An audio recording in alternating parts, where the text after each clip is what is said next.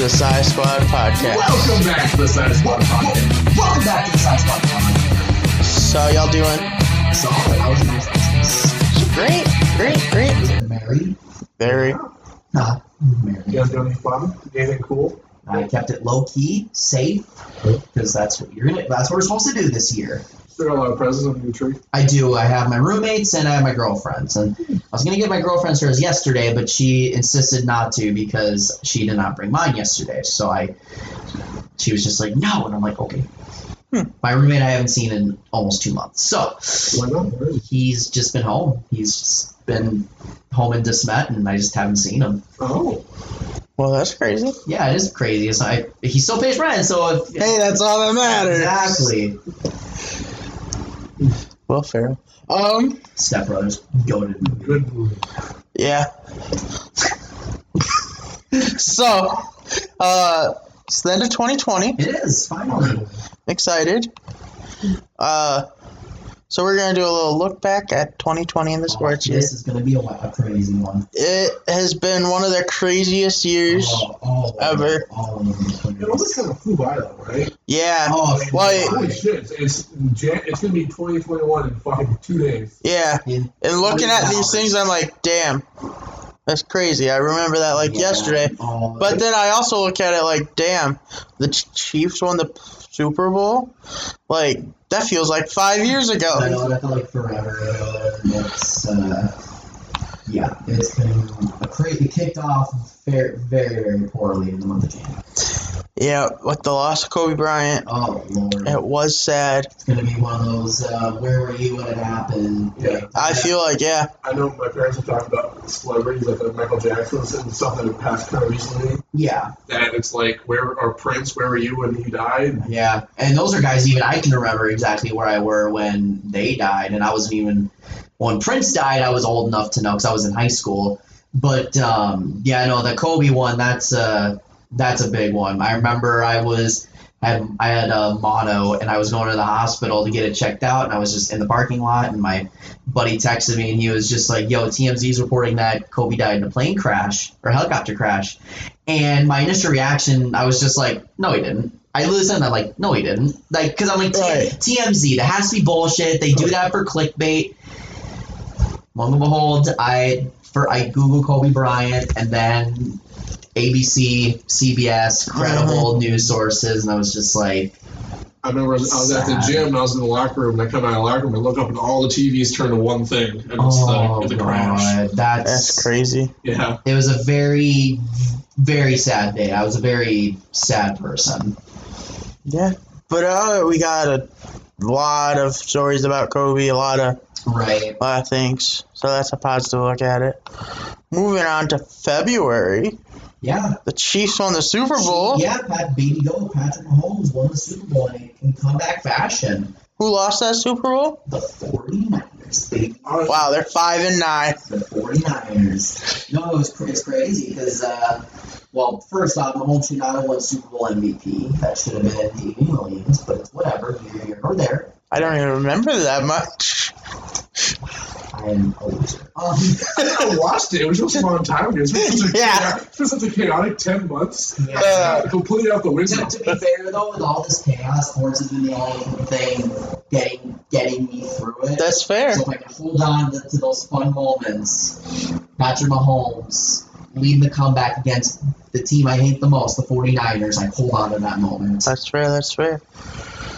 Tom lost in the playoffs. Yeah, that was crazy. That was crazy. And then he decided to move on. It's just one of those things where it's just like you don't expect him to go. It's right. Like, no, he can't go anywhere, right?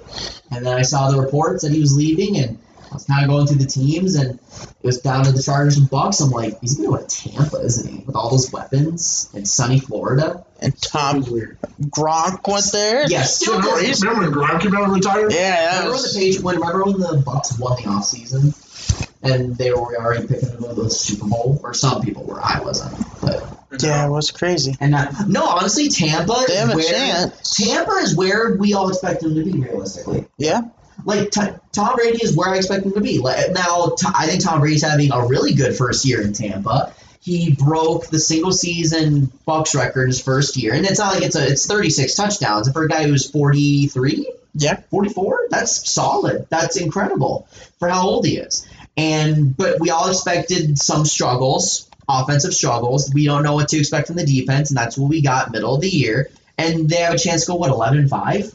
And that's actually one game better than I projected. I said 10-6. I think I said 9-7. So we literally nearly have them all where we thought they'd be. We knew they wouldn't win the division, and we thought maybe they were still a year away because I feel like they need to beef up the defense a little bit. Maybe a new head coach might be something you have to consider, but I'm not gonna. I don't think they will though. I don't know. I think if it comes down to keeping Bruce Arians or Tom Brady, I think I know who I pick. This is your Super Bowl window. This year, next year, this is your window. Fair. Do you think if Tim Brady is fucking blown out in the first round, Tom Brady will retire again? No. As much as I would love that, I don't think that will happen. No, Tom Brady will stick it out at least one more year after this year. And I think next year they can get a new head coach, or if Arians and Tom Brady figure their crap out and they beef up the defense, get a little more pass rushers, I think that Tampa team can really win, especially with all the uncertainty with the Saints with their quarterback position next year. I think Tampa has a real shot to win the Super Bowl next year. My ideal scenario, first round of the playoffs, Washington football team wins 34-14, clobbers Tom Brady, sacks him 9 times. Wow. Chase Young sacks him 4 times. Oh, that would be awesome. Tom Brady is so hurt, he retires. I don't know if I want Tom Brady to get hurt, but Tom Brady to lose, that would be pretty great. And I didn't necessarily mean physically hurt. Oh, just a mode. Oh, I gotcha. He's got to focus on TB12 now. It's just time to move on. He'll go on the sideline, kiss his pale lips, and say it's time to retire. Then moving back to disappointing and sad stuff. The world kind of started to shut down. I don't know. It was a complete shutdown. Over here in South Dakota. Right.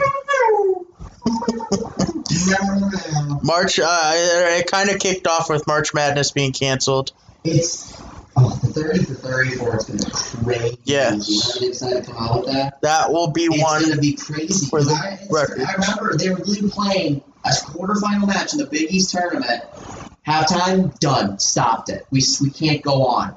March Madness was done. Rudy Gobert touching everything and then getting COVID. Oh, that was crazy. That was crazy. And the NBA season stopped, and then it was like, And at that point, I remember, because we didn't know if they were going to continue. Right. So we thought we lost out. I mean, I'm glad they continued, but we lost out at potentially all these great stories in the NBA. There was a time where we didn't think any sports were going to have it. All this. No, we were questioning the NFL. We didn't think MLB would get started. I just had so many doubts about all these sports, and it's crazy that we were able to even get anything in. Yeah. You know, it's kind of unrelated COVID crazy thing. Back at Christmas, one of my families that I went to Christmas with went bowling at the bowling alley, Eastway. Right. It was packed. Jeez. Packed. I was the only person wearing a mask in the entire building. Me and my immediate family members. There's probably at least 200 or 300 people in the Eastway. Every lane was full. There's people waiting for lanes. All the pool tables were full. It was packed. No masks. Are we back? That makes me upset. Or are we back, or are we all going to die? Oh. Well, probably a handful of them will. But let's look up to 2021. It's going to be a good year. No, I truly believe that 2021 will be the year that everything turns around. I really, really do. I think by 2021, I think the vaccine will get figured out. I think we'll get everybody back in health. Because here's how I'm going to determine, because things won't ever be normal again. Right. Establish that. But the thing that I'm going to include as normal is once they allow full capacity crowds. Once we have full capacity crowds, which I don't know when that'll be, that's when things will be normal again. And honestly, that's going to be a slow process. So let's just take every sporting event can have fans. Even if it's limited capacity, we can still have fans. That's when it'll be normal. Like hockey, no restrictions. Basketball, no restrictions. Soccer, football, everyone can come into the game, just limited capacity. Well, and then slowly work our way back into that full capacity stage. I've seen some interesting things where people talking about them allowing fans who've gotten the COVID vaccine, if you can prove you got the COVID vaccine, you can go, and then they'd still probably live in capacity. But I think as the COVID vaccine is more widely distributed, I think we're going to get... Yeah, and I think once 2021, as we go further along, it'll get more widely distributed. Because everything I've been reading about it has been, like, solid. It's been no weird... Like, people say, like, it treats you no different than a flu shot. Like, I've been hearing a lot of good things about it. I'm also very optimistic. I'm trying to be an optimistic person this year. I've known a handful of people who got it so far. My dad got it. My mom got it because she's a healthcare worker, and she said, yeah, I feel fine. Like, I feel safer now with it. And if that's what it takes just to get the flu shot or the COVID shot and to feel more of that security, that, okay, you just get back to that stage. I know the Bills, when they're doing fantasy playoffs this year. Yeah. I think everybody has to get rapid tested before they can come in. Yes, every fan has to get tested before they. Like, I think they're doing it like a day or two before the actual game starts. Well, I know there are new rapid tests on like 15, 20 minutes. So I assume they'll probably do. I don't know when they'll do it, but I assume they're going to try and get it done as close to game time as possible. Well, right, they'll have to do it like hours before the game. Yeah. Which honestly, I am kind of surprised with the new idea of rapid testing, why they're not just allowing crowds and they just do the rapid test. You know what I mean? Like, I think part of it is I assume it's expensive to do the rapid test. Probably. Yeah, that's true. But I feel like I suppose they have lost a lot of revenue this year. Plus the time it would take to rapid test everybody 30,000 people in the stadium would be forever. Like, I know, I'm assuming 6,000 is going to take a lot of time. Right. I would wait in line of 5,000 people to get the rapid test. I would too. Some people won't, though. I know. And that's part of the problem, too, is some people won't get rapid tested. Plus, it'll be looked at as like, wow, the NFL is using all these tests when they could be going to blank, blank, and blank. Boy. And I think it's partly a publicity thing, too. I've also seen people like, well, I've heard people asking, why is the NFL got all this cool and like the spray tunnels and all that shit? Yeah, it's because they have money. Yep. The government doesn't care about you, but the NFL cares about the NFL teams. Right.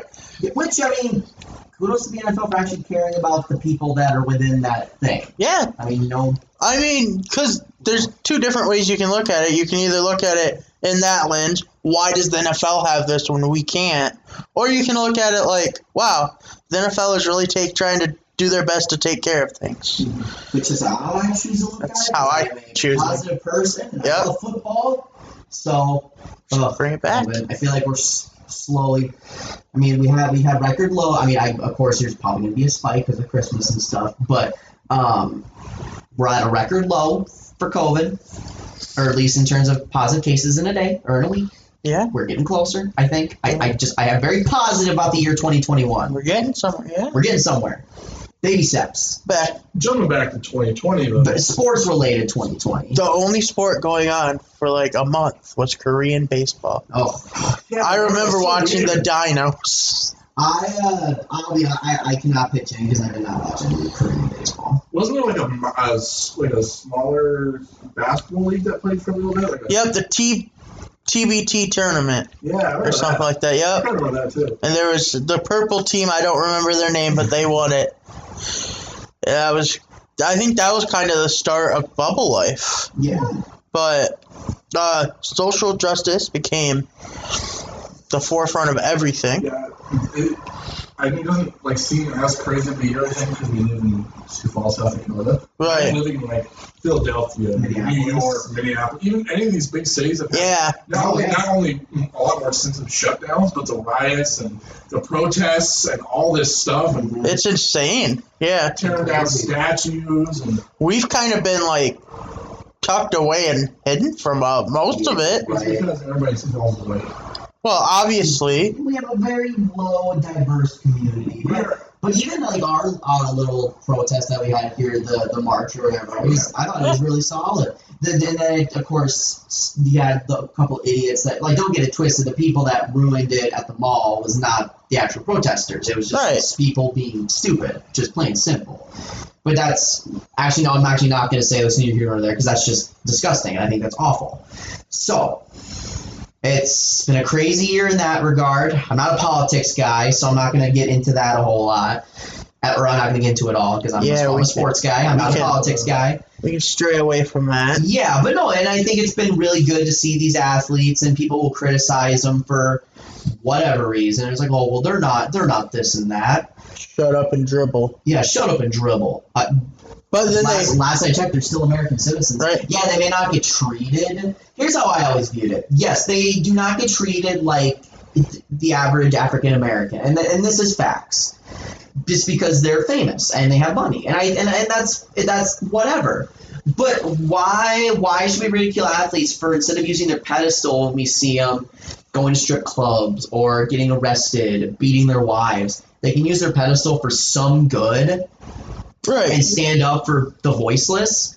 Because athletes obviously have so much power. Athletes have so much power in America, not just in their respect, in America. So why not have their voices be heard and use their pedestal for good, whether their opinions are right, wrong, or indifferent? I admire an athlete that can do that can stand up and, risk scrutiny when they can just continue on with their life. They have a good life. They're playing a sport that they love for a living. They make good money doing it. They get women galore. They have good, healthy family, whatever.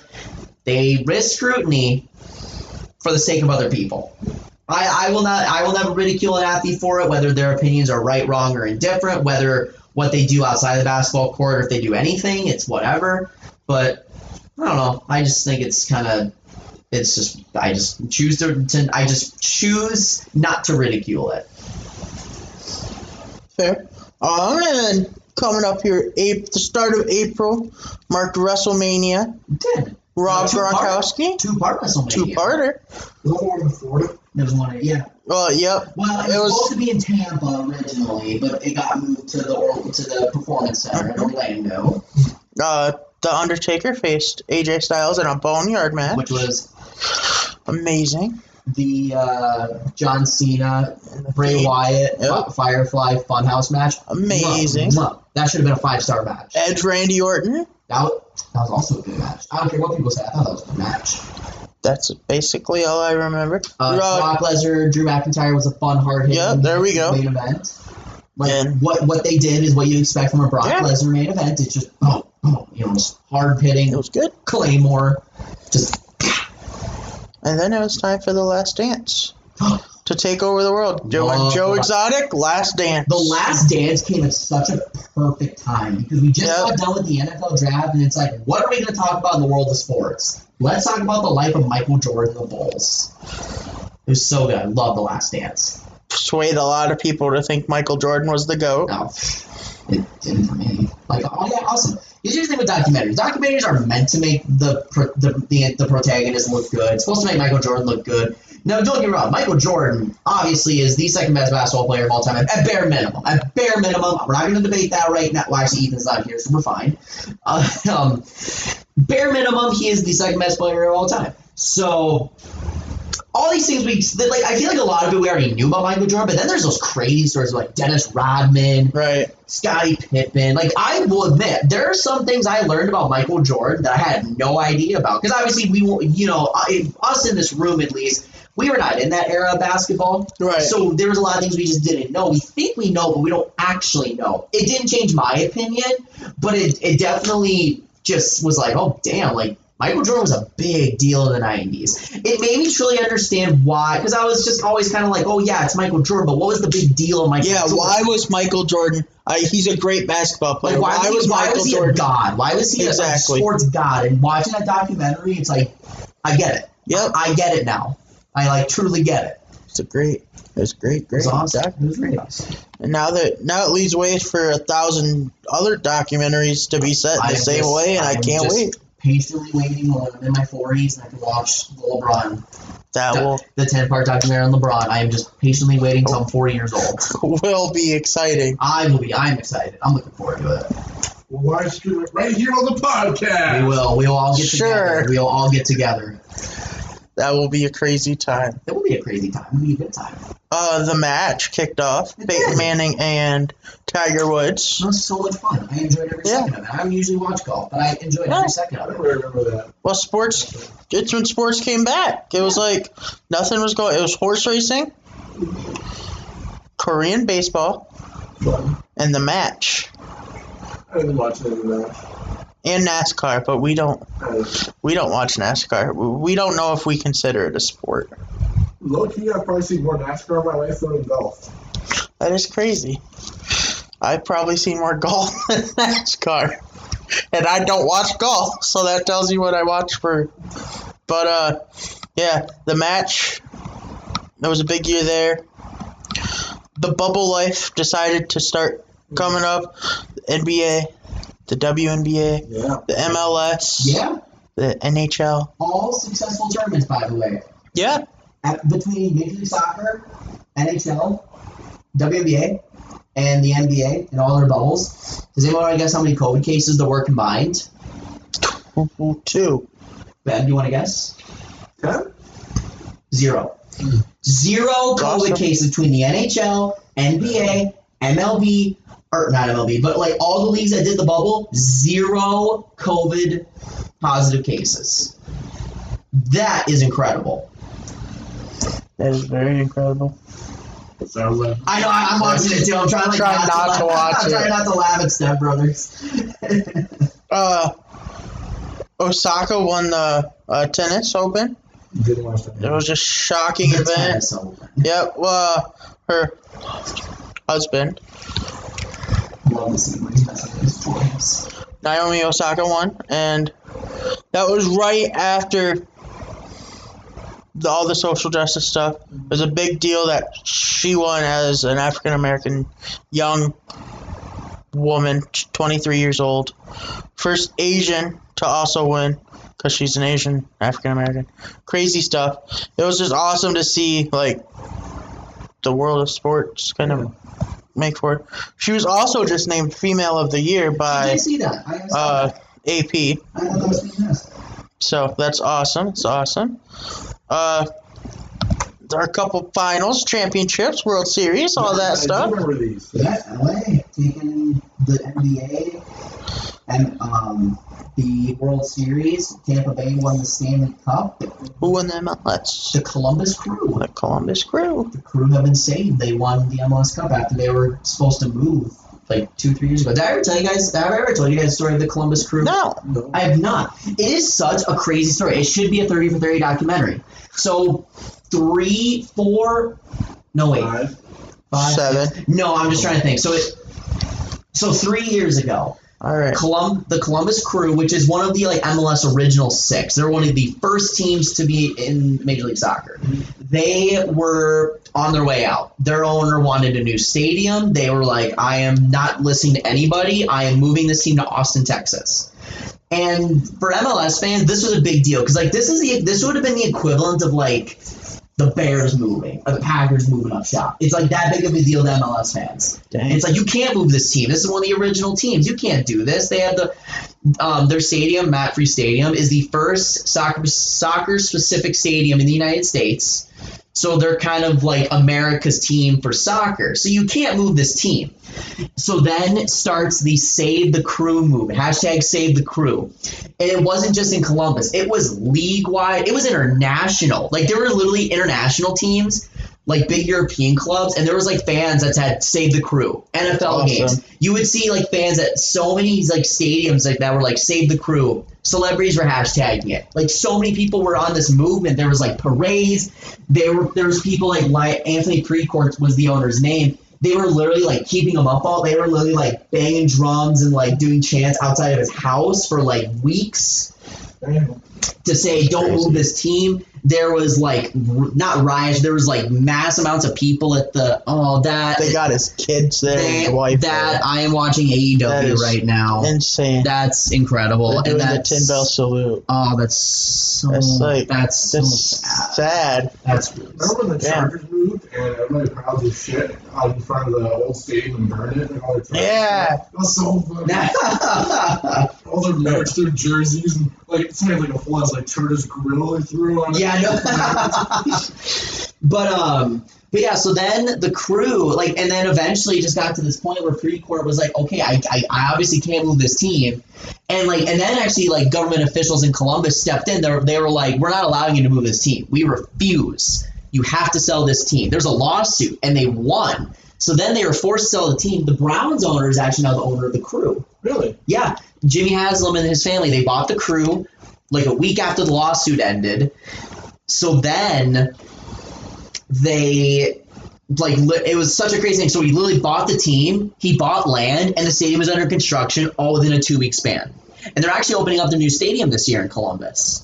Nice. Yeah, and they're going to open it up with a new banner. So that's awesome. Yeah, so that's the Save the Crew movement. And it's funny because there's actually an expansion team this year, Austin FC, because they still got an expansion team because they actually already started construction on their stadium before they actually physically moved the team. Like, that's how ready he was to move. So now they get an expansion team, and Austin's already the most hated team in the league. And it's fun. What's Austin's team name? Austin FC.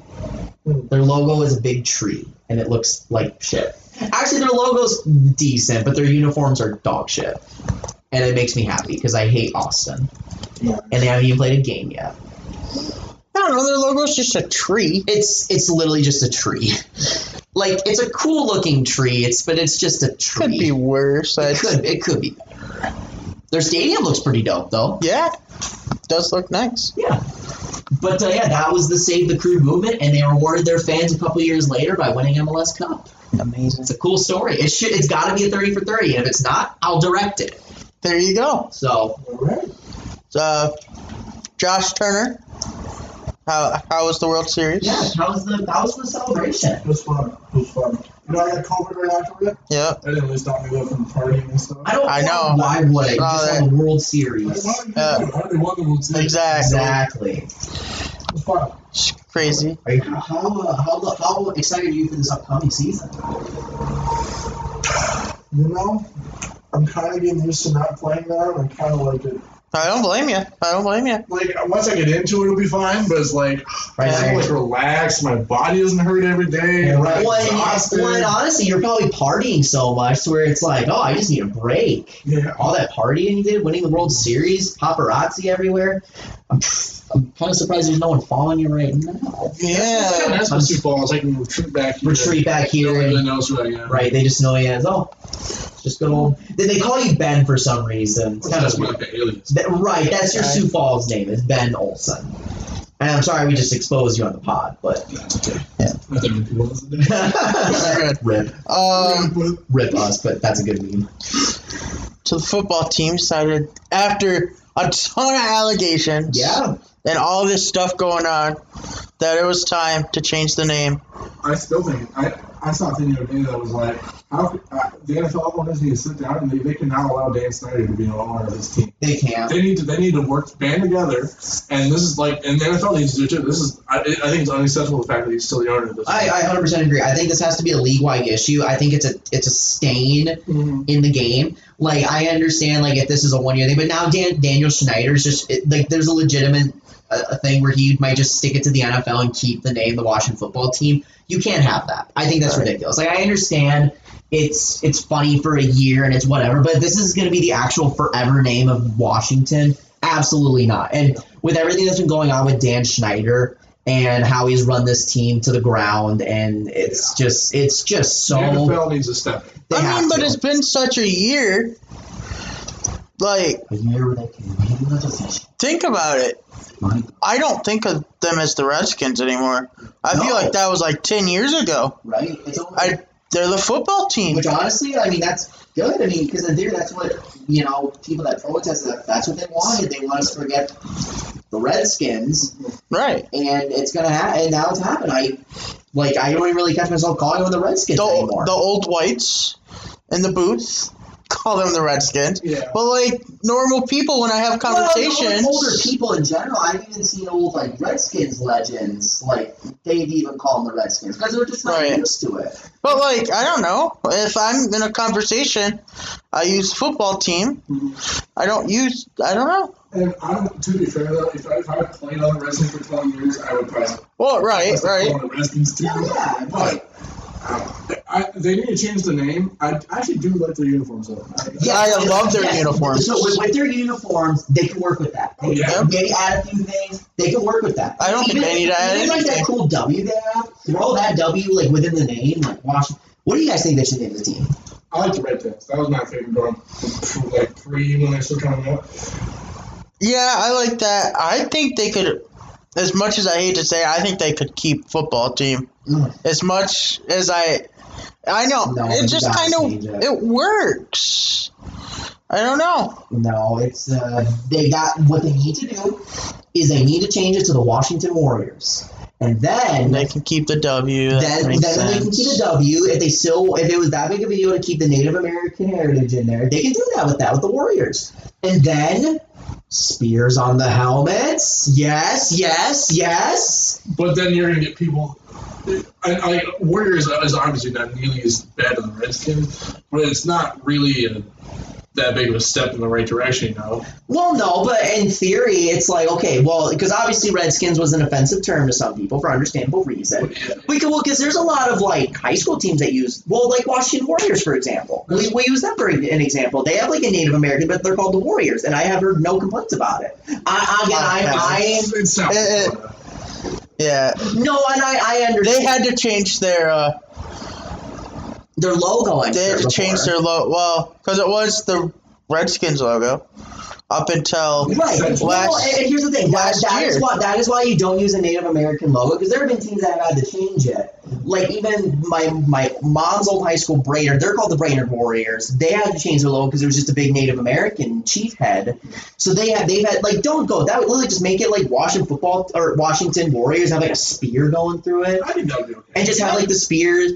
And it's not. I just don't think it's offensive because they're a literally team like the Seminoles. Like there's Native American things around a lot of these football teams, and there's no major cry to change it. The only one that's been a really big deal have been the Fighting Sioux for North Dakota. Yeah. Which I was a little upset that they changed it. Fighting Hawks just doesn't sound as right. But isn't there an MLB team that was thinking about that? The Cleveland Indians have officially announced this is the last year they're doing the Cleveland Indians, which I think is so okay, and not so. I think it's not as offensive, but I hate when people call them Indians because I think that's just a wrong term. Indians are people from India.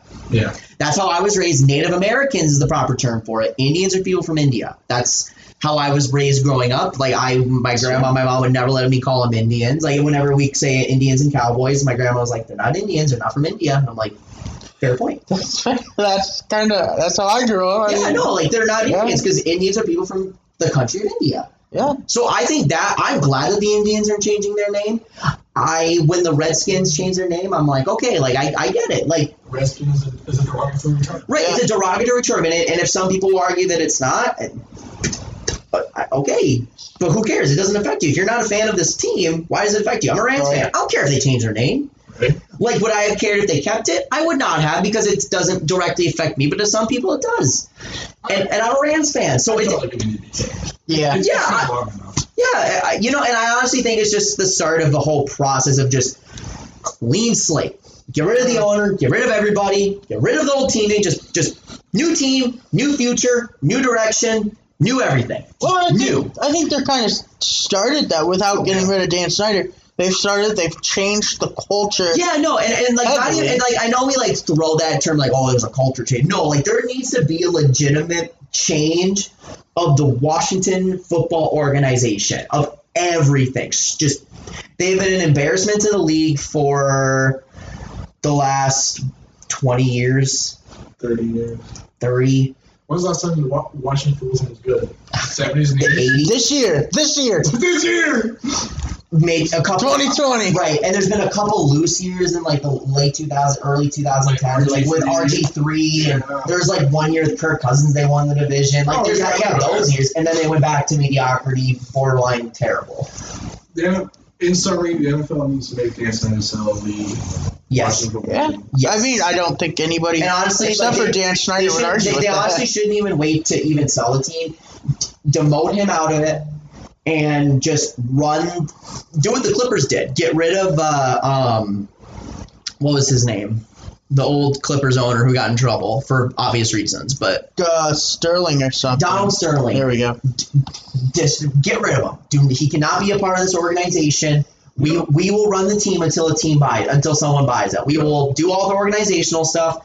Because realistically, if a team's up for sale, someone's going to buy it. Oh, yeah. Someone will. Like, you don't have to run. If you have to run through for the off-season, have the GM just do all the off-season typical stuff. Well, I mean, they can just handle it like the Packers handle things until they get a new owner. That's true. Exactly. Just do the president. And the Packers have been around. Yeah, have the president do his thing.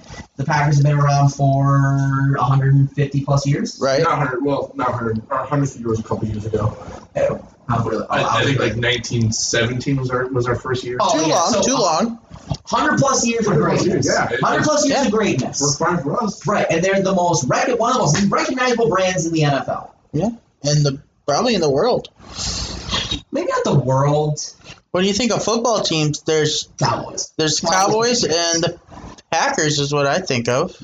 But that's also because I'm in South Dakota. Honestly, for me, because I'm America. But if you're talking global, the only real big brands are like the Patriots and Cowboys, realistically. I guess I don't live somewhere else. I don't either, but that's just fair. me. That's just me research because I'm here. So, and then just with the name change kicked in, the 2020 NFL season, we didn't even think we'd get there. It's been a fun year. Yeah. With all the craziness, it's been a fun NFL year. I'm grateful we got this year because when this whole thing started, when we were doing this virtually, we were talking about we're going to be lucky we even get a season. Right. And despite a few hiccups here and there, which was expected with no bubble, they didn't have to cancel any. Didn't have to cancel any games. I thought the NFL has been handling this very, very well. Again, outside of a couple instances. Yes, like I said, a few hiccups. Mm-hmm. Everyone knows which ones we're talking about. Yep, this last week, making Detroit play against the Buccaneers. Making Cleveland play, making Denver play. Yep. And yet rescheduling some of these other games. Bad look for the NFL, but you kind of figured that's what it is. All in all, they didn't have to cancel the games. I think the quality of the NFL has still been really solid. So, and Aaron Rodgers is going to win MVP. Yeah, he is. Yeah. It's been a great season. It's been a solid season. LaFleur back-to-back 13-3 seasons. Let's go. So that would make in the regular season 26-6 as a head coach. That is crazy to think how good Matt LaFleur is. And so your overall record, if you guys win next year, would be he'll be 27-7 as a head coach. That's insane. That's pretty good. That's good for 2 years. You can say what you want about him having Aaron Rodgers, but still. But yep. I was kind of putting a cap on 2020. We'll see it next year there. Wildness. Well, it is still 2020. It still is 2020 sports going on. That's true. The Padres making money moves. The World Series, they are cracked right now. So they got Blake Snell, Yu Darvish, and somebody else. Yeah. This is Justin. My boy Justin. He's cracked at Fortnite, my guy. But yeah, Padres turned into scary. Yeah, we all knew it was coming down between the Dodgers and the Padres this next upcoming year for the National League, and Padres are going to have the most stacked starting rotation in baseball, and they already have one of the best relief pitching in baseball. They already have sluggers all across the board. Mm-hmm. They have Manny Machado. They're going to have a guy who has a chance to win MVP next year, and Fernando Tatis, who should have been a finalist for MVP this year, but it's whatever. But, it's been Padres are good. And there's talks of Trevor Bauer going there, too. Which would, holy cow. They wouldn't even need him at that point. That was disgusting. Right? Trevor Bauer going there. Oh, my God. It would be crazy. But we still don't know when baseball's coming back, but... We don't. There hasn't been an official word yet. 2021? Come back. Padres are winning. When does baseball normally come back? April, May. Usually, so I believe actually right around now, end of January, beginning of February, pitchers and catchers report. Pitchers and catchers usually report in February. Everyone else reports toward the end of the month, and then March is when they kind of do spring training, and then April is when they actually kick off the season. Real quick about that 2 for 6. Yeah. I was not informed about that 2 for 6, and today somebody was bringing it up, and I'm like, oh, I'm sorry, we don't have the 2 for $6. That's Burger King. And then I ring it up, and it's 2 for $6. I'm like, wow. Feel like a dumbass. On the boards at McDonald's, it says 2% pretty big. Well, I haven't seen the boards because it just started. And I'm like, wow. What are all on 2%? Quarter pounder, Big Mac, 10-piece nugget, and fish fillet. 2 Big Macs for $6? You do not pay $6 for 2 Macs. Use McDonald's and you pay $4 fucking something now. You can buy them for free. Exactly. McDonald's, Ben knows. Buy 20-piece nuggets, 2 size fries, any size for free. You can get a 20-piece and 2 large fries for $5 at McDonald's. Ben knows what's up. Use the McDonald's app, people. I wish you'd be a more spokesman for that. I try to get people like with the iced coffees and all that stuff too. Burger King also is a really good app. On Wednesdays, I can get a Whopper and a 10-piece at Burger King for $2.48. That's awesome. Download McDonald's app now, guys. There you go. I'm also hungry, so I kind of want to do it. Yeah, I'm kind of hungry too. Now, do I have to do delivery, or can I just show up with the app at the store? Show up with the app and yo, this is my app. Boop. Or you do curbside pickup. Oh! You just put the number of the parking spot you're in. What? Curbside? Yes, I do hate it though. I do not like going outside. We do curbside pickup for Target. It's my least favorite thing on the planet. Jonathan Taze is out. He is. Yeah, worst timing because Brendan's not here. It's indefinitely with an unsolicited. Yeah. It's so weird. I'm like, what's going on there? Well, unfortunately, I don't know anything about it at the moment. I don't either. I have not been paying very much attention to hockey. Me neither. Starts January 13th. It does. I will be Saw the ad for it the other day. Right. I will be excited when it starts, but I have not been in touch with you. I'll watch half a game, and then we'll be like, on to the postseason. I'm just ready for the Wild to be bad. So I'm just gonna Jersey Shore is still a thing? I guess. That is crazy. Gotta make them win somehow. Right before we get to Week 16, we'd like to send a rest in peace to John Huber. Yes. Luke Harper, a.k.a. Brody Lee. Otherwise known as Luke Harper from the Wyatt family. Crazy. He kind of died out of nowhere. Very much out of nowhere. How old were you? 41. Was it cancer? Or So it was a non-COVID related health thing, but it was like something with his lungs, right? Yeah. Like he didn't have cancer. It was just something he had, I guess. I don't know. So he was on wrestling. He was on AEW, and then he lost to Cody Rhodes at a pay-per-view for the championship, and he kind of went off TV. But it was like it wasn't like mentioned, and it was kind of just, oh, he's off TV because he lost. Yeah. He'll come back. But he ended up he was in the hospital like for a month. Really? It wasn't disclosed or anything because family likes privacy and all that. And then all of a sudden, out of nowhere, he died. It is crazy. It's like this. I think it's this probably on Christmas Eve or the day after Christmas. The 23rd. So Christmas Eve. Damn. It was crazy because I was like, it's probably the second most I've seen on somebody since Kobe's death. Yeah. It's like Kobe's death, and like in the wrestling community, it's different, but there hasn't really been a death this shocking in wrestling since. I was thinking, I don't want to say it was Chris Benoit and stuff, right. But I mean, that's about it. Yeah. Ultimate Warrior. That's who it was. Right, but the thing is with the Ultimate Warrior, the Ultimate Warrior was crazy because if you remember, he gave like a really arousing speech. Yeah, on that Monday, and died on Tuesday. And died literally the next day. So in that terms, it was crazy. But this guy was still wrestling. Right, it's insane. Like he was getting at his peak with AEW. He was one of their top guys. Like, shit's crazy. And now they're having a remembrance show on AEW, and it's pretty awesome. It is awesome. They signed his son. Yeah. And he'll become a wrestler when he's of age. His son beat Kenny Omega for the championship in an unofficial match. He did? Yep. Okay. Big wrestling fan his son is. And I mean, it makes sense if your dad was a professional wrestler, you're going to... But, yeah, so we just want to send a shout out to their family. Crazy stuff. Moving on, Week 16. Yeah. The NFL. Only 1 week left. Yeah. It's so sad. Not going to lie. This year? Gonna miss it. I'm already missing it. It's not gone. Yeah. And this week is also crazy because it was Christmas week. I didn't watch as much football as I normally do either. I just watched the And I don't. Very pissed about these games. Very upset. I was upset at so many games this week. You don't even know. I stopped watching the Colts Steelers game to watch the game. That game pissed me off. First of all, Colts should have won. Yeah. Mad at that. The Browns lost. I wasn't mad at that. I was like, classic Browns. Well, they had no receivers. I mean, Baker did fumble 3 times. That's inexcusable. That's the issue. I saw a jab at the head coach because they're like, why is if Baker's no receiver, why did he take 53 passes? Right, why not give it to Nick Chubb and Kareem Hunt? You have 2 top 10 running backs in your backfield. Yeah, why not? Why couldn't you run against the Jets? Right.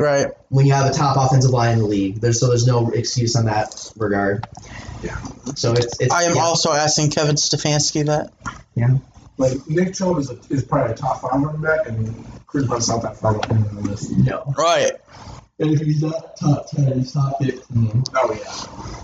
But honestly, if he turns top 10, I think he has a chance to be in that category. Yeah, I would be hard pressed to name. I think he's better than Zeke right now. Oh yeah, I think it'd be hard pressed to name 10 running backs better than Kareem Hunt. Yeah, it'd be a hard task. How can they do it? That's crazy. They have his son in the front row. It's so like I don't know. There's something about it. So week 16 started out with the Saints killing the Vikings. Yeah. But I mean, was it really a killing because the Vikings scored 33 points? I slowly watched my solidarity in 4th place grow ever so mightily for every Kareem Hunt touchdown. Or Alvin Kamara touchdown. Every single time he scored, it's like, ooh. Yeah. After the 3rd one, I'm like, oh, come on, I need a big week. 4th one, I'm like, I'm not going to win, am I? And after the 5th and 6th, I'm like, I went from the 1 seed to finishing 4th. So Lily, don't play the rest of the games. We know what's going to happen. I would have 6 touchdowns. 6 touchdowns. Record-setting day. Tied for the most ever in a game. Taysom Hill had a 1-yard touchdown, and Kareem Hunt would have had that, he would have had the record. It is annoying because it annoys me how much Sean Payton gets a hard one for Taysom Hill. It makes me so upset. Yep. Give it to Kamara, let him and then set him up for the record. Freaking annoys me, dog. Why do you have to give Taysom Hill that? He doesn't need that. He was a starting quarterback for a few weeks. God, I hate the Saints. This whenever I feel good whenever there's something I can feel good about the Saints, they always fuck it up somehow because I hate the Saints. I was actually genuinely feeling good for Alvin Kamara. Like, this guy went through a shit ton of injuries last year. Everyone was saying how he's like, oh, is he overrated? No, he's a top 5 running back in football. And he scored 6 touchdowns. I was like, damn, I want to get the record. Dave, you're right about Oklahoma. What's that? You're right about Oklahoma. They just picked 6 Kyle Trask. Ooh.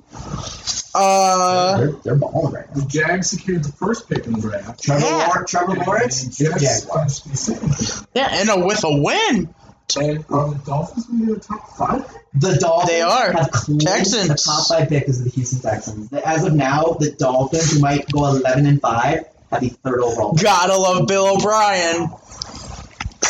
Isn't that awesome? And the Dolphins are a playoff team almost. Well, you can't say it yet, but they're basically a playoff team. It's insane. So to be fair, Bill O'Brien was not as worse move ever. Landon is still a good tackle. Yes. Right? But it just, I think they expected to be a little bit better.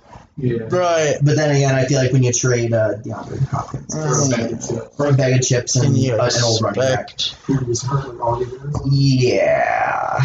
But that guy has here's an interesting question. What does Miami do with that 3rd overall pick? Do they trade down? Do they use that pick? What do they do? I could see them trade down. Otherwise, I think if they go out and grab, like, who's the Alabama receiver? Devonta Smith, or I know there's a couple really good offensive linemen. Well, the crazy thing is they don't need nothing, like insanely top 5. I have a fun theory.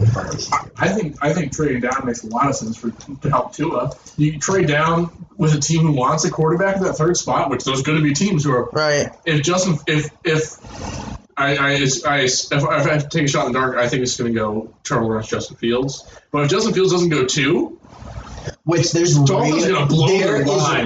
realistic talks that Zach Wilson can go ahead of Justin Fields. Yeah. Realistic talk. Yeah. The new whatever is. And now people are wondering if the Jets are going to trade down. Yep. I have a fun theory that none of you guys are going to like, but I want to introduce it to the table. As long as it's not Justin Fields going to the Broncos like people are trying to say. Would you not want Justin Fields to the Broncos? I don't want any Ohio State quarterback to any team. That's true. Okay. Here's something fun to introduce. So Tua Tagovailoa. No, I knew you were going to go here. Has been benched multiple occasions for Ryan Fitzpatrick. God, I hate that you're going there. I understand that he is a rookie. But there have been points in the year where he's been playing so bad, they had to throw Fitzpatrick in there, and he's been playing better when he gets in there. I've actually seen this on Twitter with people talking about this. Yeah, I have too. I've seen it on Twitter. I've read about it on sports radio, all of it, and I'm sold on it. I'm not. Give Tua a chance. No, I think here's the thing. This is what I will do. Let's give Tua a chance against Buffalo. Because here's what's going to happen. They're going to play Buffalo. If Tua Tagovailoa plays bad and he gets benched again in a must-win game, here's what you're thinking of as Brian Flores. I'm looking across the sideline right now. I see one of the future stars of the NFL in Josh Allen. I have to play this guy twice a year when we don't even know what we really have with Tua, and in a league where things happen quick. And I am no longer on myself sold on the narrative of, we have to give a quarterback time. Do you really do you need to anymore? Because we look at some of the best quarterbacks we have in the league right now, or that have come out of the draft in the last few years. Right out of the gate, first year, they look like stars. Justin Herbert, Joe Burrow this year look like stars in the NFL. Deshaun Watson, Patrick Mahomes' first year as a starter is the best quarterback in the NFL. Right, but it wasn't his first. No, but his first year starting. Right, he was a star. It wasn't his. It's not. He didn't start off the year either. He was thrown in there week whatever. I think that. Right, but the thing is, though, but Mahomes, even when he played against Denver, he looked really good in his actual rookie year. But then, and even on top of that, you have guys like Lamar Jackson, who was an MVP in his second year. In his first year, he showed a lot of promise. There have been guys like Andrew Luck. There have been guys like, we'll even go back to Aaron Rodgers when he first actually started. Look at him now. Yeah. We are now seeing a time where quarterbacks don't need time anymore. They show for Josh Allen even. There were struggles, but he showed the promise in his rookie year with his strong arm, his athletic ability. He showed that promise. We're seeing all these talents in the NFL show promise in their first year as a starter. In their first year, Justin Herbert didn't play right away. He was announced to start 5 minutes for the game, 10 minutes for the game, and he balled out and should have beat the Kansas City Chiefs. So that for me is interesting to where, you know what, do we really have to be sold on this idea where we have to just wait for this quarterback? No, let's take the bull by the horns. With Brian Flores as your head coach and with how cracked this defense is, you will never ever have a top 10 pick again with Brian Flores. So you're going to say something. I love this because there are a lot of teams that might not get a good draft pick who want a quarterback. What if Miami goes out and they trade with the Patriots? They trade with football teams if they make the playoffs. Right. They get another first-round pick this year. Mm-hmm. They go out and get the exactly. And that's the thing, too. And then you have candidates that are going to want Tua because it's like, well, he's only a rookie. We'll take him. You didn't even get a first-round pick for Tua. That's what I'm saying. Especially how desperate teams are going to be for a quarterback, so you can use that for your opportunity. So not only will you have 3 first-round picks potentially. You could get a quarterback, you could get a wide receiver to help them, and someone on the defense or the offensive line. Yeah. So you have this opportunity. You'll never get a pick this good again.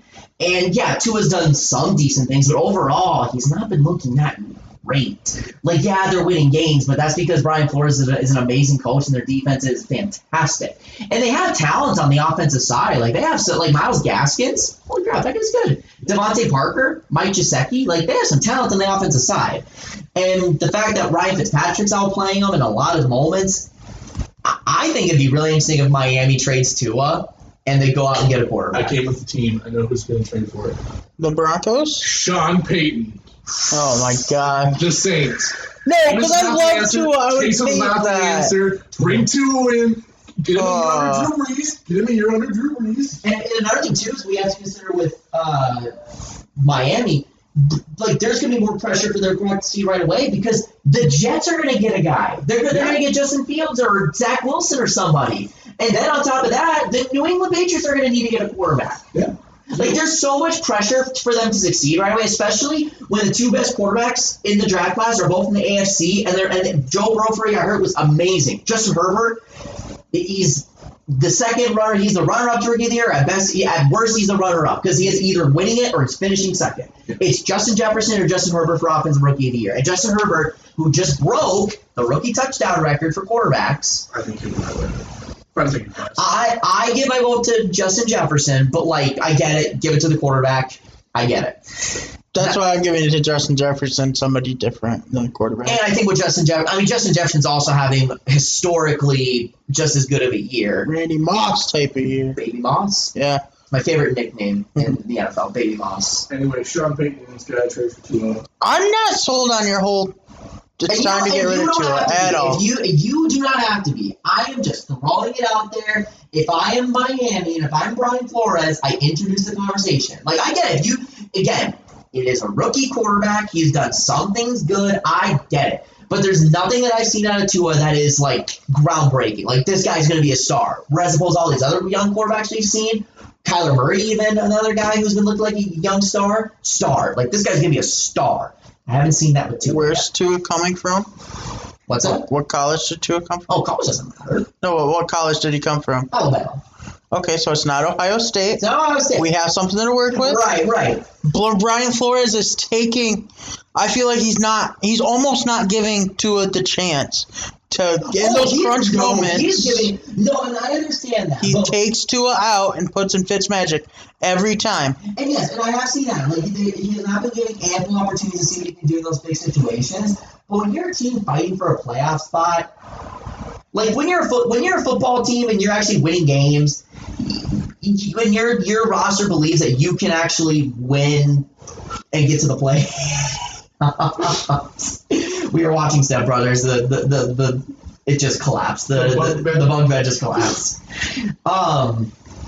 So much room for activities. So, but I think a team who might make the playoffs this year, it'd be interesting because I think Tua for like that 25 to 30 pick, I think that's probably good value for Tua. Look, I think the Saints could trade for him. Tampa Bay, how long? You got one year Brady. Yeah. They got to think about it. There's a lot of teams need a quarterback, and you could get a first-round pick for Tua. But there's so many quarterbacks that are going to be available, and all of them are at the same level. Yeah, but I'd rather trade for Tua than Matt Ryan or Matt Stafford. Yeah, I would rather take Tua than a guy like Mac Jones or even like Jamie Newman. That's fair. I would put Tua in probably top 5 quarterback class this year if he was coming out in this class. Yeah, but it's probably not going to happen because I understand that you don't want to bail on your top 5 pick right out of the gate. I totally get that. But Josh Rosen. Right? That's what everybody thinks of. Arizona was picked to do it. It worked out for them.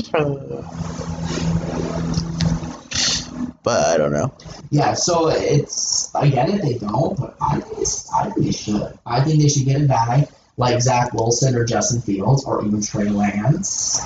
There's a lot of good athletic quarterbacks out there. Tua's not overly athletic, and the NFL is obviously heading that direction, so you can get a guy like Justin Fields or Trey Lance that are mobile, can move, can keep the plays alive with their legs. And it's a really stacked wide receiver class. You can get a wide receiver. And if you get another pick with Tua, it's a really stacked tackle draft, so you can give him protection. I like it. Anyway, moving on to Week 16. We went out on a tangent there for all you listening. We're still talking about Week 16. Yes, I just had to introduce it. We're talking about the draft. But again, let's see how Tua does against Buffalo this week. That actually kind of covers it because Miami talking was on there. Oh, there you go. We're still talking about them, so there we go. Yeah, crazy ending to that game.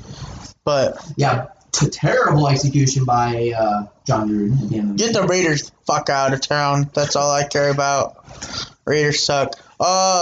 Kansas City. Yeah, they struggled. Man, they've struggled the past couple weeks. Yeah. And I love it. Mahomes hasn't been playing, like, he hasn't been playing, like, out of his mind. No. I guess he's not. He hasn't played bad, no, but... it's been bad. It's just... It's not the Chiefs that we just not playing in the league level. I mean, no. He's throwing like 1 or 2 picks every game. What was the fucking Seattle's final score? 17-14? Yeah. 17-14 is the Falcons. And the only reason they won that game is because A.J. Terrell dropped an interception, and their Pro Bowl kicker just happened to miss a kick. Yep. He was perfect all year until that one. Yeah. Yep. It's crazy.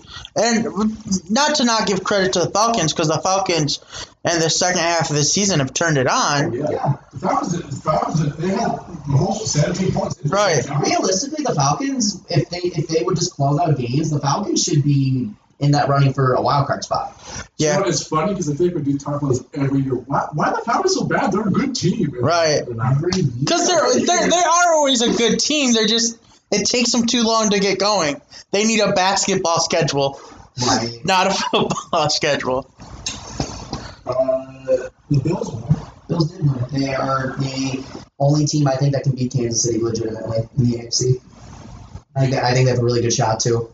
I would love to see the Bills in the Super Bowl. I would love it. Nothing would make me happier because I know the Rams aren't going to do it. We may not even make the playoffs. We'll get to that later, but I would love to see Buffalo in the Super Bowl. I think they have I look at Buffalo and I'm like, this is a Super Bowl team. I was off on them early in the year, but as the season goes along and Josh Allen has been getting better and better and better, and I'm like, okay, this guy's looking like a legitimate star quarterback. Legitimately, this guy's a star. Here's what scares me. I think the Bills are the only team that can beat the Packers. And I want Aaron Rodgers to win the Super Bowl. That's the only thing. Right. If it came down to the Bills and Packers, they have to for the Bills. Right? And that's the problem. That fan base is going to do so much. I just couldn't handle that. That great Super Bowl. But I just don't know if I could personally handle it. You know what I mean? Right.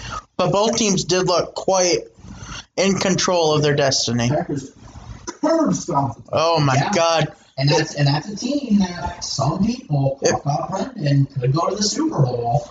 If that's the standard for Super Bowl contenders to some people, or the Titans, it proved my thoughts of the Titans aren't as good as people are saying they are. Their defense is horrendous. I think the Packers played amazing. 40 points, 0 punts, 0 penalties. Yeah. Packers played lights out. Packers literally played the perfect game. Rodgers has more touchdowns this year than we've punted this year. That's insane. Rodgers... This Packers offense is on another level right now. Another level of good. And the Packers defense has stepped it up too now. Yeah. Darnell Savage since week 10 is not even the highest rated safety. He's allowed a 2 passer rating, has 4 interceptions, and has allowed not a single completion. He has a completion percentage, so I'm doing 29%. It's insane. I saw that stat. Yeah. I saw that stat, actually. Since week 10, he's been on fire. The whole Packers team has been on fire. Yeah, the Smith brothers are killing it. Xavier Smith is 2nd or 3rd in the league in sacks. Alright, then I'm going to go to PFF, so you guys just keep talking. I just want to see how many Packers are just killing. But it's crazy, because, you think about it, we brought up early when the Packers, who'd they lose to? The Buccaneers, was it? The Bucks. The Packers, they're too iffy. I don't think they're an iffy team at all anymore. I don't think so either. The Packers? Yeah. Nope, they're... I think they're set. They're my pick to go to win the NFC. Oh, yeah. Speaking of the Packers, Aaron Rodgers as taking the lead in MVP for the first time. He's been my MVP all season since Russ decided he wanted to throw 27 interceptions. I think Devontae Adams should be the winner for Offensive Player of the Year. He is just the 3rd player in NFL history to have 100 catches, 17 touchdowns, and 1,300 yards. He joins Chris Carter and Randy Moss to do so, and he's played 3 less games than those 2 players. Well, and that's the crazy thing. See, so in that conversation for Offensive Player of the Year, I have... If you're not giving it to a quarterback, right? I feel like that's why they have Offensive Player of the Year. Right. Give it to a quarterback. I have a couple guys, right? Because you could go with Derrick Henry. You could go with Travis Kelce. I think that's who I think it's going to be. Or you could go with Stephon Diggs, or you can go with Devontae Adams. Or Dalvin Cook. If you want Devontae Adams' averages of those games, Devontae Adams would be at 130 catches, 1,700 yards, and 20 touchdowns. He's already at 17. Yeah. All right, so Aaron Rodgers, by the way, is the top-ranked quarterback in PFF. Yeah. Not surprised. Devontae is the top wide receiver, and David Bakhtiari, I think, is still the top tackle. Yep, Devontae Adams is the top receiver. Not too far behind is Justin Jefferson. Hey. At number 2. And Jair Alexander is just barely behind Xavier Howard. It's by 0.2 or 0.3. Oh, my God, guys. The D'Amelios are gonna be on MVP or on MTV. Wow. On New Year's Eve. I now have to stop everything I'm doing to focus on this. I have to stop. TikTok is taking over. Did you watch AJ Dillon on the Pat McAfee show today? Or yesterday? Every Tuesday. It was great. It was great. AJ Dillon, the first Packer in the NFL, first Packer in history to have 120 yards and 2 TDs. That's awesome. I don't think he's a bust. Corey Lindsey's the top center. I think he was a good pick. pick. Corey Lindsey hasn't played in 4 weeks. Yeah. Actually, he was back against the He was back. They made a big point about it. Elkin Jenkins made a Pro Bowl, and he is the most versatile offensive lineman in the league. Yeah, he's played every position. David Bakhtiari is barely in second place behind Trent Williams. But I saw Elkin Jenkins. Like Elkin Jenkins is all offensive lineman. He was like top 20 rated against all offensive linemen. He started at center. He started at right tackle. He started at left tackle, and he started at his guard position. He's played every fucking position on the line. And he's so good. He's allowed 1 sack this year. He's played 4 positions. And I feel like he's not getting talked about. Like he gets talked about on the shows that I watch because I watch the Pat McAfee show, who are secretly Packers fans. But like if you like go to ESPN and all that stuff, you don't hear about that. Elkin Jenkins is probably our most underrated player. Him or Darnell Savage, who's been balling out recently.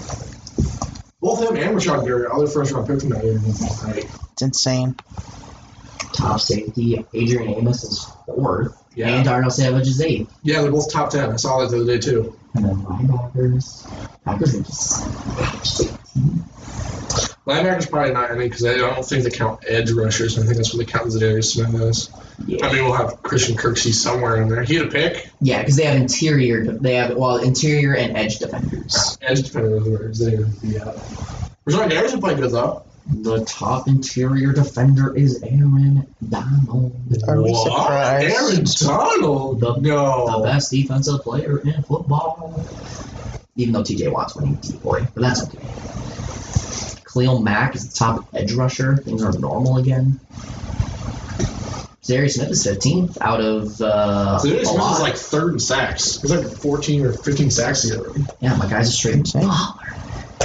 Where do kickers land here? Mason Crosby, I think, is either still perfect or he's missed 1 this year. I think he missed 1. I think Mason Crosby could have been the NFC Pro Bowl kicker. Not that it matters, but J.K. Scott is the 4th ranked punter. Who's number 1?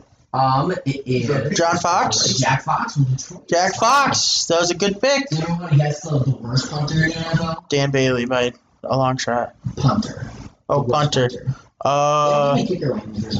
Weird. I don't know.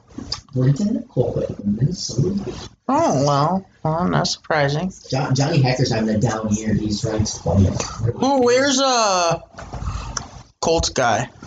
What is the Colts guy name? Yeah. Like Rodrigo Sanchez. There you go, the one that had cancer. Yeah. Big comeback story. That's cool. Sanchez and Rodrigo Blankenship. Love him. I saw a meme the other day of J.K. Scott was shoveling in the Titans game. He's trying to keep his job. He's played like 3 times in the last 3 games or something. He's keeping his job. He's got a shovel. He's trying to he's trying to earn his pay. Yeah. That would be nice to be a punter on a team like that.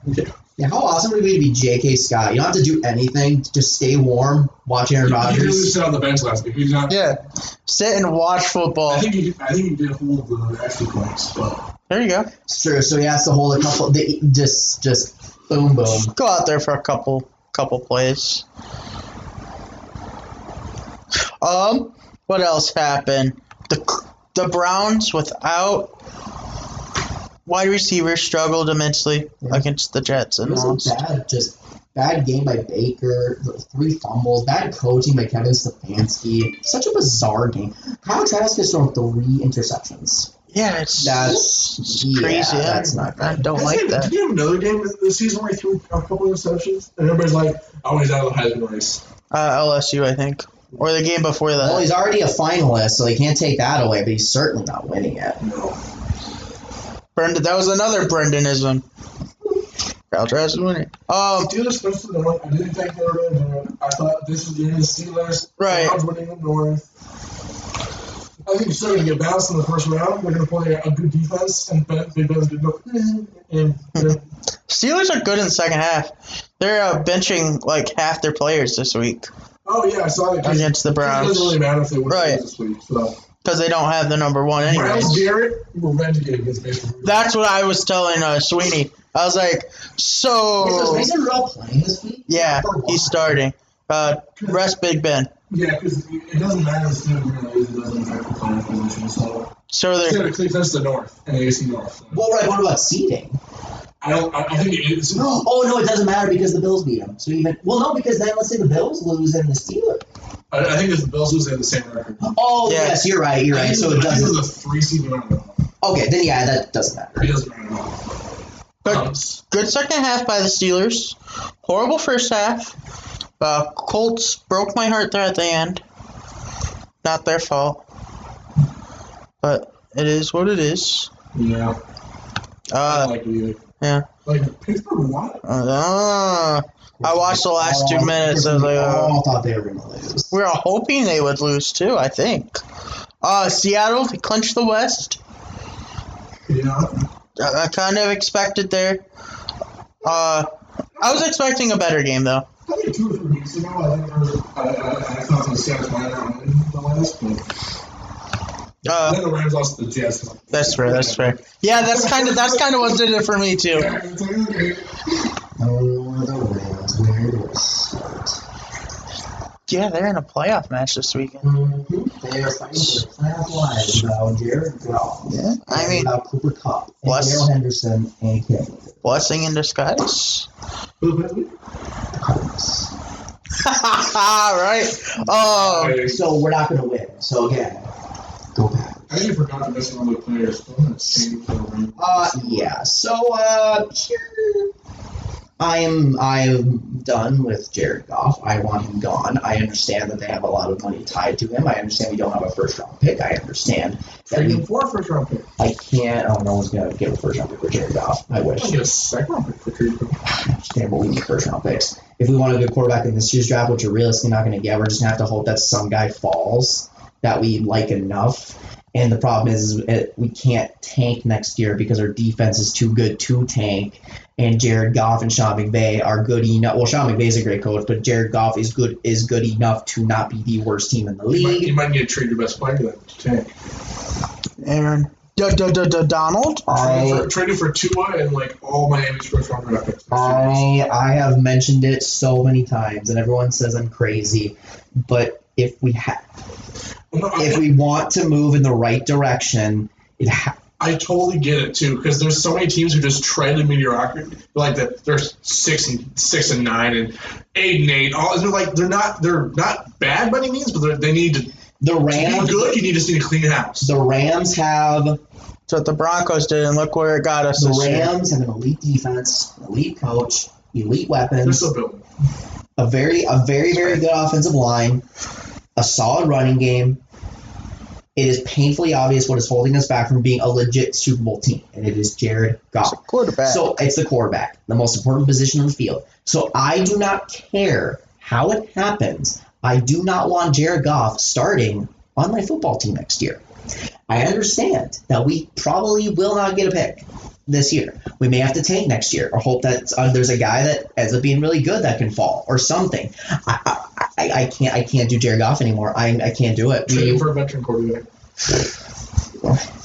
Andy Dalton. Matt Stafford? Yes. Matt Ryan? Even better. Get him Matt Ryan because Matt Ryan has a crazy contract. It just fits it. I just don't really care how they do it. I understand there's a lot of money and logistics and draft picks and tanking. I don't care. I don't want Jared Goff to be a quarterback anymore. I've seen it. Yes, Ryan Fitzpatrick. It's crazy. You know, of all the teams Fitzpatrick has been to, his career has not gotten that bad to where he's been a Brown. Yeah, I saw that on the Ryan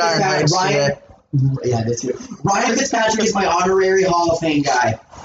I think he makes Hall of Fame. I don't think he will, but he should. He does not have the career record. I think it's just because of the journey, man. Giggles. He should be in the Hall of Fame for nothing but pure fun. Does Ryan Fitzpatrick have any playoffs? He's never made the. No. Okay, here's the thing. Ryan Fitzpatrick this year. This will be the first year that he makes the playoffs if they win. Wow. He has never been in the playoffs, ever. Not even as a backup. He's never made the playoffs. But this can be the first year. That's why I want Fitzpatrick to start, win the game, get there. What years was Fitzpatrick drafted? Or was he for you? Fitzpatrick was drafted a long time ago. I would have to was it 04 with Rodgers? Is he in the same class as Aaron Rodgers? Can you guys guess what college he went to? Harvard. He did go to Yeah, Harvard. he did. He's a smart dude. I think don't quote me, I might be wrong. I think it's 04. I think it's Rodgers' class. 2005, you were a year off. He was picked 250 by the St. Louis Rams. Back to the Rams. Rams reunion. He has played for the Rams, Bengals, Bills, Titans, Texans, Jets, Bucks, Dolphins. Career accolades: two-time Ivy League champion, one-time Ivy League Player of the Year, first team All Ivy League. College. I know that's just. It's just got a lot. So Passing attempts over 5,000, completions over 3,000, a 60.7% completion percentage, 223 touchdowns, 169 INTs. He will surpass 3,500 passing yards. He does have a passer rating of 82.3. That doesn't sound like a Hall of Fame. No, he's not a Hall of Famer. I'm not looking at stats when I'm talking about him making the Hall of Fame. The Hall of Fame Commission does. We don't care about the Hall of Fame Commission. Come on. It's kind of important. The Hall of Fame Not committee, to me. The Hall of Fame committee, they should just put him in for there's going to be a one bad year of just none of these guys are really Hall of Fame worthy. Next Hall of Fame class is stat. Oh, this next Hall of Fame class is Isn't this one the one with Peyton Manning and all that? Yeah. And Charles Woodson. Woodson. Yeah, you have to look it up. Yeah. It's insane. That is insane. It's whack. What else happened? The NFC East, man. It's a mess, and I love it. How can there be a year when we could see the Cowboys in the playoff? Of all the BS, Andy the Cowboys Dalton could win the NFC East. I would shoot myself. Not really, but oh my God, I can't handle it. The Cowboys fans were finally starting to, simmer down, quiet themselves. And then they win 2 games. I hate it. Now they're acting like they're going to win the fucking Super Bowl. And I'm like, oh my God, get the fuck off of what you're on. It's just leave them boys, right? With that being said, I hope the Eagles... Imagine being the only team that can't win the NFC East this week. These are the semifinals. Charles Woodson's on there. Peyton Manning's on there. Jared Allen, Rondé Barber, Tony Baselli. I'm just naming some of the main. Zach Thomas is on there. Rodney Harrison, Torrey Holt, Calvin Johnson, John Lynch, Peyton Manning, Clay Matthews Jr. Senior. That's junior. Yeah, they have junior. Oh, yeah, because Clay Matthews is the third. Yes. Yeah. Richard Seymour, Fred Taylor, Zach Thomas, Hines Ward, Reggie Wayne, Patrick Willis, Charles Woodson, Darren Woodson, and Bryant Young. Oh, my God. Skip Sam Mills, but Sam Mills is one of my favorite players all the time. Sam Mills, Eric Allen, Leroy Butler, Alan Fanenka, Gold demotes first year of eligibility. Jared Allen, Calvin Johnson, Peyton Manning, and Charles. And I feel like all 4 of those are locks, right? Good thing. Oh yeah, Sam Mills when he was the coach of the Panthers, he died of cancer, and he would wake up, go to chemotherapy, go to practice, go to chemotherapy, do team meetings, and he did every single day up to 3 days up to he died. He actually gave the speech that came up with their slogan, "Keep Pounding." That was his thing. Really? That's crazy. He was also the linebacker for the Saints in their really good defense. Huh. And actually, really cool. There's a documentary on him. It was really good. He didn't enter the league until he was almost 25 because he was only like 5'7" and 200 something pounds. He was really small for a linebacker. Played phenomenally, All Pro, Pro Bowl, and then he was a coach for the Panthers up until he died. No. And he gave a speech where he told his players every single play, no matter if it's the Super Bowl, it's the preseason, or it's the middle of the year. Keep pounding every single play. I love that. That makes me. That's why that makes me happy in the pants. That's why I have a throwback Sam Mills jersey. It's really cool. It's got Louisiana on the side. So cool. I did not know that's how they got their slogan. I didn't either. Keep pounding. We're learning a lot today. They did the NFL documentary or whatever. Very, very good. I almost cried. It was very, very good. Damn. It's that good, huh? Yeah. That's awesome. So playoff scenarios this weekend, NFC East, it comes down to the football team can win, really. And if football team loses, then it's the Cowboys or the Giants, whichever team wins that matchup. I think football team will beat the Eagles. I hope football team beats the Eagles, but football team lost last week to the Panthers, I think. So it has me on edge. And plus with all their Dwayne Haskins, we didn't even mention it. Dwayne Haskins released. Oh, yeah. Who's this? Is it Alex Smith? Alex Smith. Well, so here's the thing. They don't know if Alex Smith will be ready. And if Alex Smith isn't ready, then they're doing with Taylor Henneke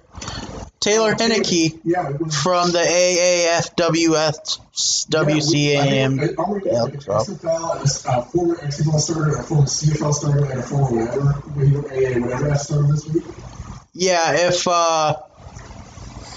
I think, and there's somebody else if Kyler wasn't starting too. Yeah, it was crazy. It'll be fun week. The Rams will face the Cardinals. That'll be important. Winner is in. Is the loser out? Loser depends on the Bears game. If the Bears lose, then the loser is out, right? No, if the Bears win, the loser is out. Yeah, if the Bears win, the loser's out. If the Bears lose and the Rams win, they're in. Otherwise, if the Cardinals win, they're not in. The Bears aren't in. So it's a crazy situation. And then Miami has to win to be in. And then the Titans have to win. And with the AFC, what we had mentioned earlier, if all, there's 4 10-5 teams. Mm-hmm. If all 4 of them win, the 11-5 Colts would not make the playoffs. That's insane. Crazy. Would be insane. But, with the new year also comes bowl games. Oh, yeah, I saw that in the Cheez-It Bowl. That's off topic. What bowl did they destroy the trophy for? The Mayo Bowl. The Mayo Bowl. I hate bowl season. I love bowl season because none of the matches matter besides the 2 that we're going to talk about. But, yeah, it's been crazy. I don't know. It's fun to just, turn on 20 minutes of the game, see what's happening. It was on at the restaurant. I was at the other day, and it was a Cheez-It Bowl. Yeah, last year was crazy because Pat McAfee was like doing all this stuff, and so they made the Cheez-It Bowl like 10 times bigger than it was. But all these bowls, I didn't know there were so many, and none of them make there's no point to most of them. It's sad, but hey, we got a couple bowl games that do matter coming up. First, we'll start off with the one that doesn't matter though. Tomorrow night, Cincinnati, undefeated, will be playing the Georgia Bulldogs. Who are 22? 22. Georgia Bulldogs have... It's not telling me. They've lost 2. They're 7-2. Bulldogs are... Even though the Bulldogs are ranked 9 and Cincinnati's ranked 8, the Bulldogs are favored to win. It's the Peach Bowl. So I have Cincinnati actually winning 17-14. I think it's going to be a lackluster game, but I think Cincinnati's going to get the dub. I have Georgia winning this game. I think it's going to be a relatively close game. Relatively close. I think Georgia will win, though. I'm winning 29-18. All right. Welcome to the big league, Cincinnati. You wanted the big dogs, and you're getting the big dogs. Georgia's been playing incredible over the last 3 weeks. JT Daniels, had he been playing all year, he would have been a Heisman finalist himself. I think Georgia's going to steamroll Cincinnati 46-20. They're not going to know what hit them. Oof. Which one do you want to do first? The Ohio or the Notre Dame? Let's do it and then wait and do no. Okay. So Ohio State Clemson is it's one of the semifinal games for the college football playoff. So winner the bowl. I'm sorry. I'm sorry. The bowl is the Sugar Bowl. Sugar Bowl. Yep.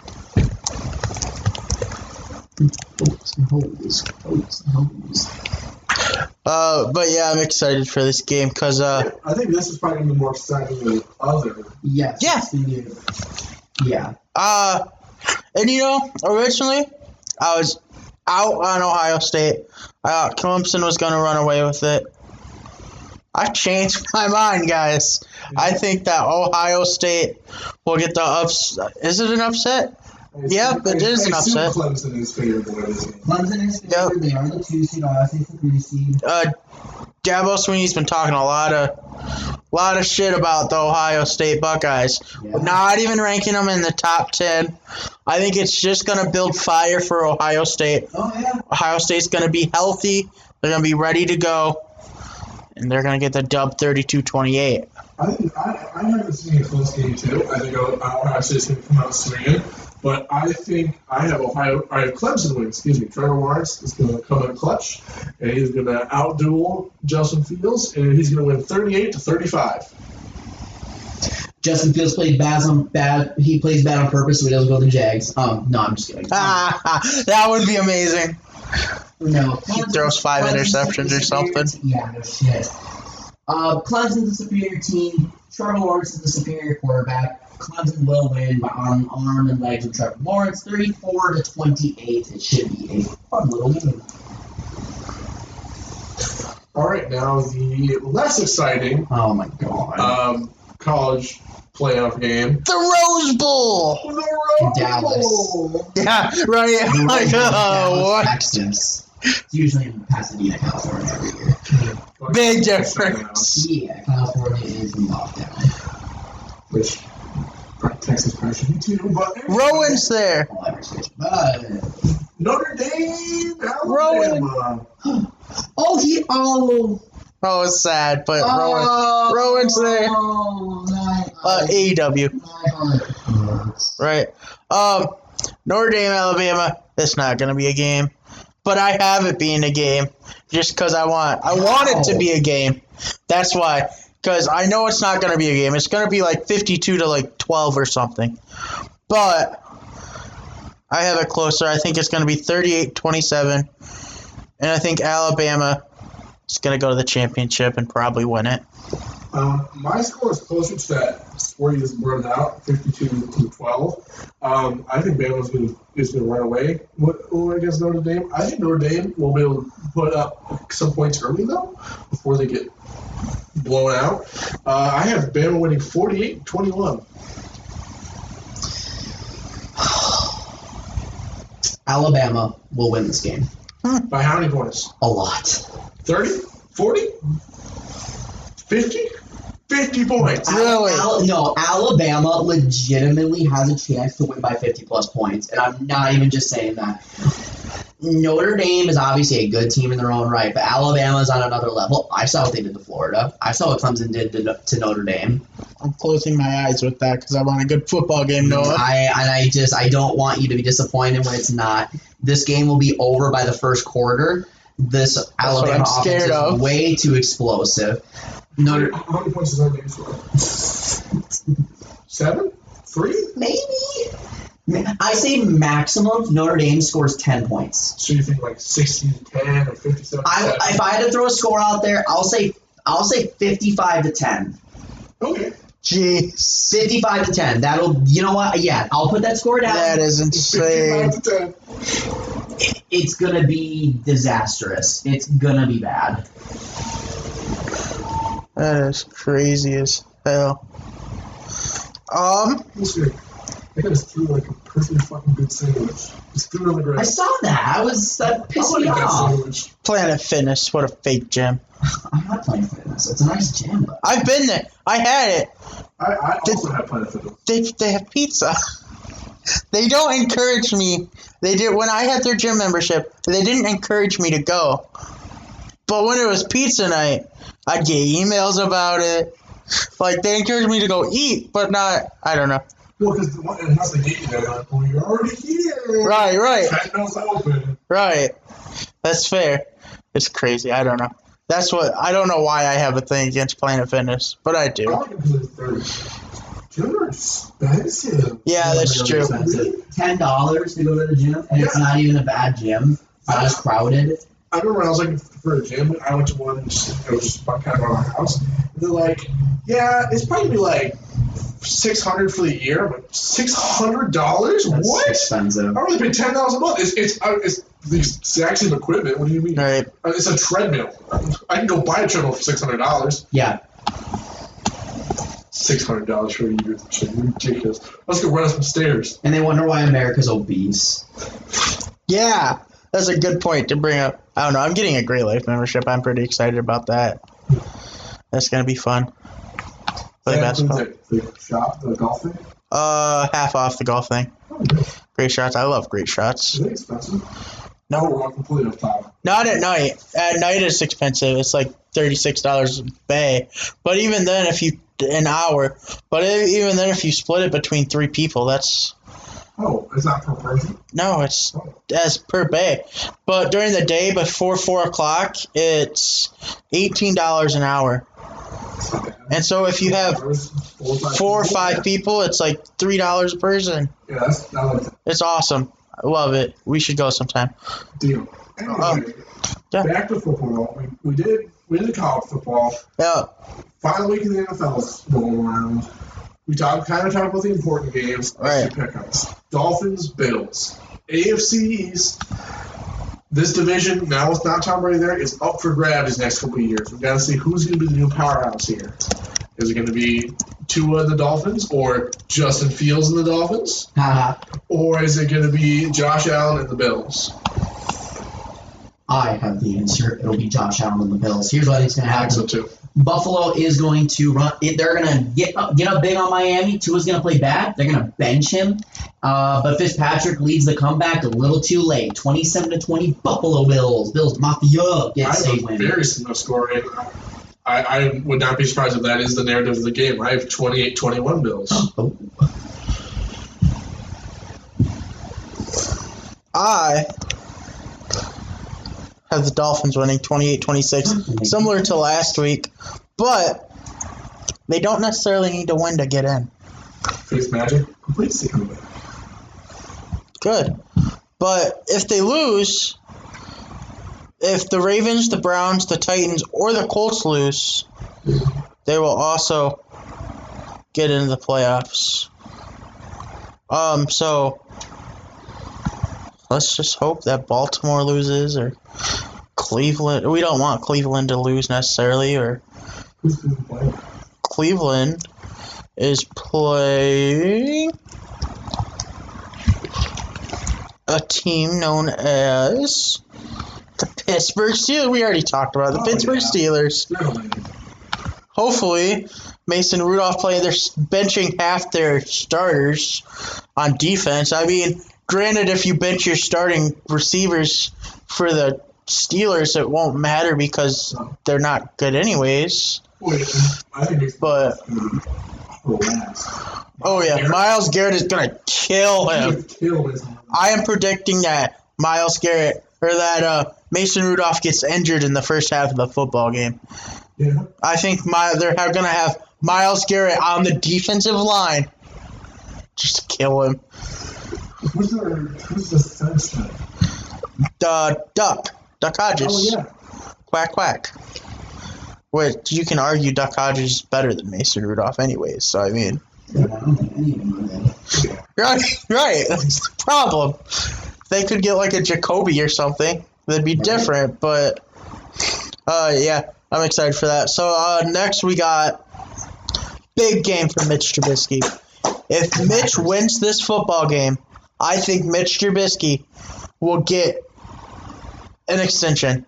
If Mitch Trubisky loses this football game, I don't think he gets an extension. You know, if that's the logic, I almost want the Packers not to win it. Thank you. I would love to play Mitch Trubisky for another 4 years. Thank you. I would love to play Mitch Trubisky for another 4 years. I would love to see him play for another 4 years.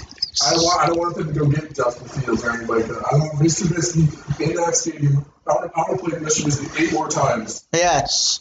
I like that logic. I don't think the Bears. I don't think they will either. No, I don't think they will. But hey, Go Pack, go. we all got the Packers. You know what happens when we all pick a team? We all picked the football team last week. You know what happened? The other team won. Yep, so you know what we got to do? Got to stick with this and just, I hope Raj has a good game. Hope the Packers play great. Hope it's a shootout.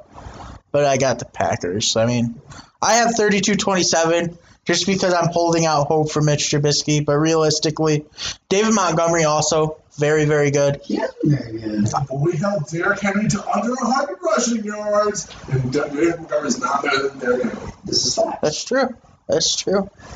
But I don't know. It'll be another snow game.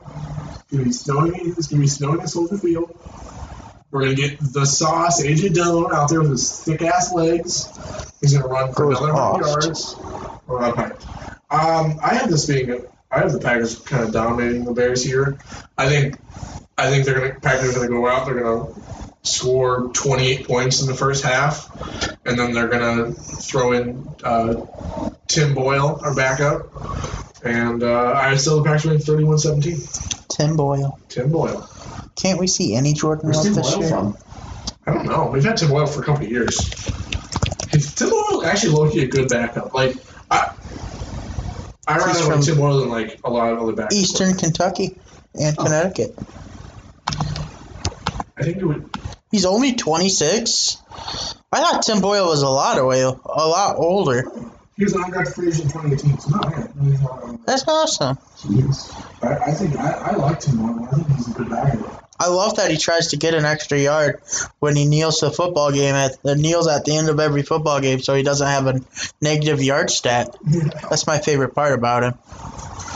But next up, this is a big game for the Titans, coming off such a brutal loss to the Packers. They got to win, and they're facing the Texans. J.J. Watt went off on a whole tangent. I think J.J. Watt is going to kill the Titans 21-15. I don't think it's going to be a great game, but it's going to secure the Titans not making it. I think this is going to be a rebound game for the Titans. I think specifically this is going to be a rebound game for Derrick Henry. I think because it's in Texas, right? Yeah. I think Derrick Henry is going to run all over them. And it's going to be a close game when it comes down to it, but I have 27-26 Titans. Yeah, did I say my Packers score? 2016 Packers. Bears are going to be fighting for their playoff lives, and it's in Soldier Field. It'll be close. But I do think the Titans will win this game. I think Deshaun Watson and J.J. Watt are going to just give last inch of their bone left to the season to make things tough for the Titans. But I do think the Titans are going to win 26-21. I think Derrick Henry will capture another rushing title. Wait, who's in the lead for the rushing title? He is. I think he'll capture another rushing title. He's like 100 yards ahead of Dalvin Cook. And Dalvin's not playing. Right. Yeah. So he's going to solidify it with a big performance against Houston, like he did last year. There's only 5 running backs over 1,000 yards, and three of them are like under 1,100. Oh, so Derrick Henry is essentially clinched. Yeah, because Dalvin Cook's not playing. It's like Derrick Cook has, Derrick Henry has like 1,600, Dalvin Cook is like 1,500, and like James Robinson, Aaron Jones, and Nick Chubb are all like 1,000. Right. And James Robinson is out this week as well. And Aaron Jones isn't going to put up 600 rushing yards. So I mean that's number 2 and 3 are out. So David Montgomery though, Josh Jacobs will make 1,000. David Montgomery is not. He's 1,001. Yes. Yeah, Chubb's at 959. So realistically, we could see Zeke, Chubb, and Josh Jacobs all make 1,000 yards this year. Alvin Kamara as well. He just needs 80, 78. But yeah. Next up, big matchup here. We got the Cardinals versus the Rams. We got Taylor Heineke, right? Bless your heart. It will be a game. Brendan is on crack. I had a very similar story until I remembered that no golf, no cup, no Jarvis, no characters. Right. So he might not know. He might think it's full Rams versus full Cardinals, and that might be a score you might expect in a full Rams, full Cardinals game. It's not. It's going to be full Cardinals and Taylor Heineke. Yeah. Yeah. It's going to be a match. Yeah. Try Chase Wolford. Chase Wolford. Yeah. They've never heard of him. I think he was one of those guys I was talking about earlier. Yeah. AAF guy and a CFL guy. His last start was 2 years ago in the AAF. And then I think Tyler Heineke was the... That's another thing we lost in 2020 was the XFL. It's coming back, though. 2021, Dwayne. Thank you, Dwayne. Dwayne. I like it. I think it's in better hands looking with Dwayne Marathon. Oh, I 100% do, too. I think everybody thinks that. Because Dwayne will actually care about, and Danny Garcia, they actually care about the business of football. Football and not money. Even though I did think Vince McMahon, his second run of the XFL it was going good. French kiss. It was awesome. But now The Rock just got to build on that. Yeah. Which I think he can do. I think if Dwayne Haskins doesn't get signed for some reason, I think he will. I think he will. Hope he does. But if he doesn't, I think he'll be the first XFL quarterback. So. When Ryan Fitzpatrick retires, he's the XFL. Yes. Cardinals-Rams. It's going to be not a very good matchup. Cardinals are going to kill them 24-14. Expect Kyler Murray to have a great game. Yeah, he is playing. He is confirmed to play. We all kind of a similar score. We all kind of think it's going to be ballpark. I have 27-14 Cards. I think the Rams defense will still play good. I think Aaron Donald will probably still have a good game. I think Jalen Ramsey will probably still have a good game. But their offense is not really going to get anything going. I have the Rams scoring 14. One of those is going to be off a defensive touchdown, and probably the other one's probably going to be defense setting up in a good spot for a touchdown. Yeah, it's going to be bad. What's going to basically happen is our defense will play fine. It's just our offense is going to be so bad we give the Cardinals way too many possessions. 26-10 Arizona. Go, Pack, go. Go Packers. That's all I can really think about. Unless if we somehow, in God's name, find a way to win, and Chase Wolford's the next Tom Brady, then yes. But I'm fully expecting us to lose this game, so I'm going all in on Green Bay. Go Packers. So if they win against the Cardinals, right? If the Rams win, they're in, and it's no issues. If they beat the Cardinals, then you know Jared Goff is the issue, because Jared Goff lost to the Jets. Yes. That's all I'm saying. I think we already all know that Jared Goff's the issue. Sean McVay just doesn't want to admit it. Oh, I think Sean McVay's starting to get sick of it. I saw how he was talking to him against Seattle. He was getting pissed off. They have to call the offense so differently because of how bad Jared Goff is, and it's piss-worthy. But, yeah, Arizona wins. Go Packers. Oh, big game here with Pittsburgh. Pittsburgh Steelers with Mason Rudolph and 7 other starters not starting against the Cleveland Browns for the Browns' playoff chances. Damn it. For one reason and one reason only. You think Myles Garrett's going to get ejected again? No. The Browns thing to do, right? Oh my God, that's why I won't put it. I literally have every signs point to Cleveland winning this game, but they will lose this game because plain and simple, the Cleveland Browns. Just when you think that the turnaround is here, nope, they will lose this game. Except actually, so I'm gonna look here. So based on how I had things going, I think the Browns still make it. Yes. No, they don't. Well, based on how I have things, if the Dolphins... Oh, yeah, no, they would because who's ahead? Is Miami ahead of Cleveland or is it the other way around? Miami's ahead of Cleveland. Yeah, because I think the Colts are going to win against Jacksonville. Hopefully. They should. I'm going to cry if they don't. Steelers beat the Browns for no reason other than Cleveland. I think the Browns are going to win this one. No chance that they do the same thing. They'll have all their receivers back. They'll have their team back, and I think they'll run Nick Chubb because they know that that's the mistake they made last week. And 32-21. Expect a big game. Because Browns are going to make the playoffs. It's going to be a great time. I think the Browns going 29-14. This is actually not going to be as big of a game for Myles Garrett as you might think, because Myles Garrett is going to split Mason Rudolph's head open in the second quarter and get ejected. Let's go! I'm okay with that. I'm okay with that. I still think that the Browns, the Steelers are going to sit basically all the starters. So I think the Browns. Again, it would be the most Brown thing to do to lose this game. So it wouldn't like completely throw me off guard, but I think the Browns should win this game 29-14. Browns win. Or Browns lose. And again, it wouldn't Browns are better. For no reason other than the fact the Browns can just they've been good all year, and yet a couple losses here and there, they can miss the playoffs. It's gonna be vintage Cleveland.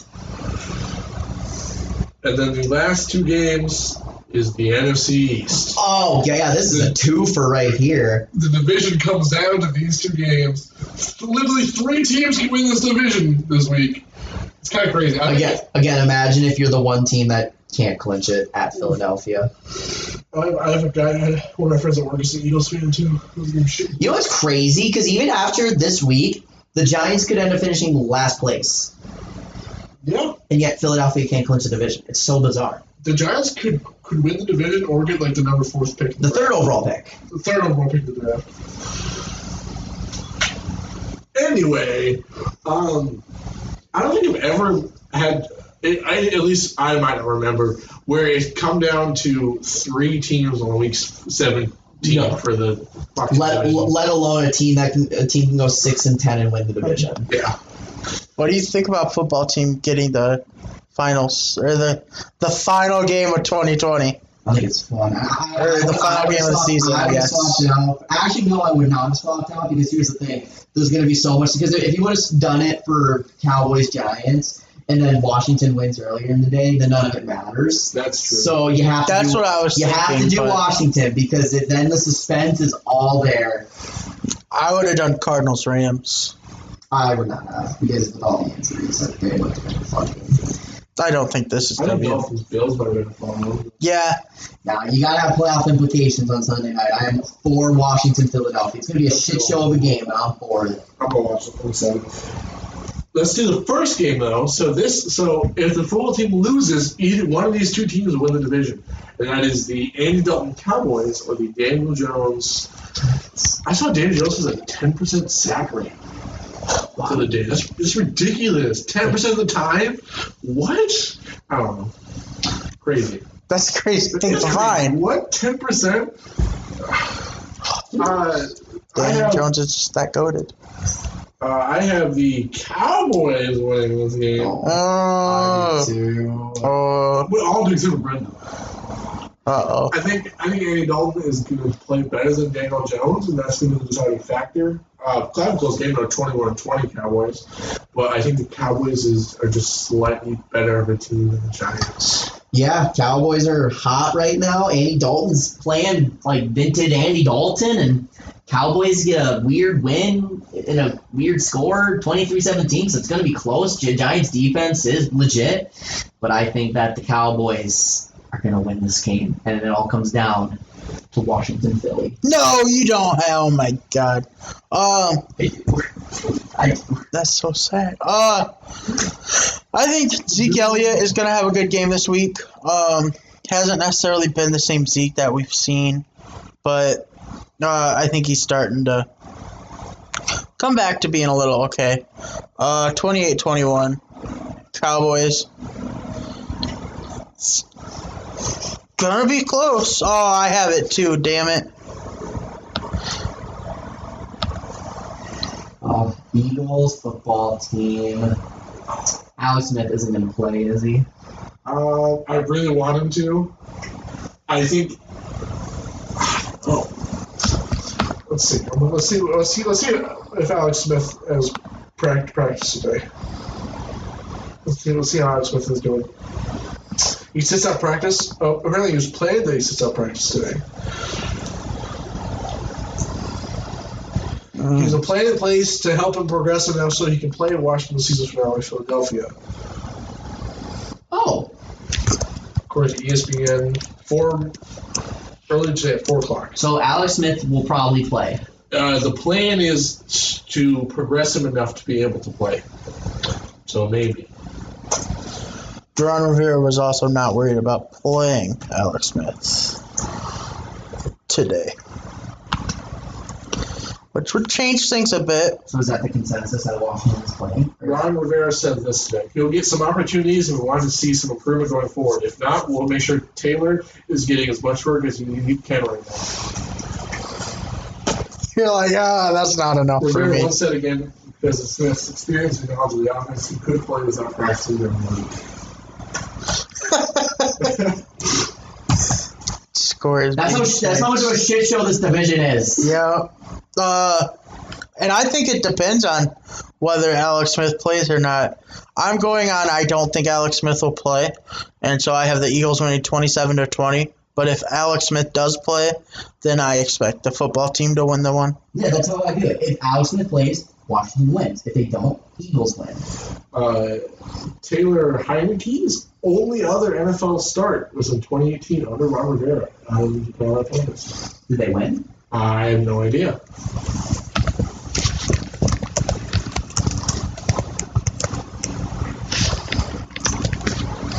Remember when Ron Rivera made Kyle Allen look good when we were talking about how he would be the replacement for Cam? And then he was bad. He had 320 yards and a touchdown and 3 interceptions in that game. 3 interceptions, though. Who are they playing? That's what I'm trying to figure out. Falcons. After Kendrick was ruled out with a shoulder injury. He went 33 for 53 for 274, a touchdown, and 3 picks. Yeah. He didn't even play a full game, though. He actually got hurt, sent to IR, and Kyle Allen came out. Oh, that was the start of Kyle Allen, That was the start of Kyle Allen. But if you take away the 3 interceptions, 33 for 53 is not a bad completion percentage. That is not bad. That's something you can work with, for sure. And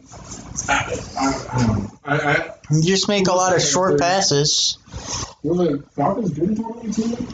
Yeah, Super Bowl year, right? No, that was 2016, wasn't it? Oh, then no, they weren't good. They're always good, but not good at the same time.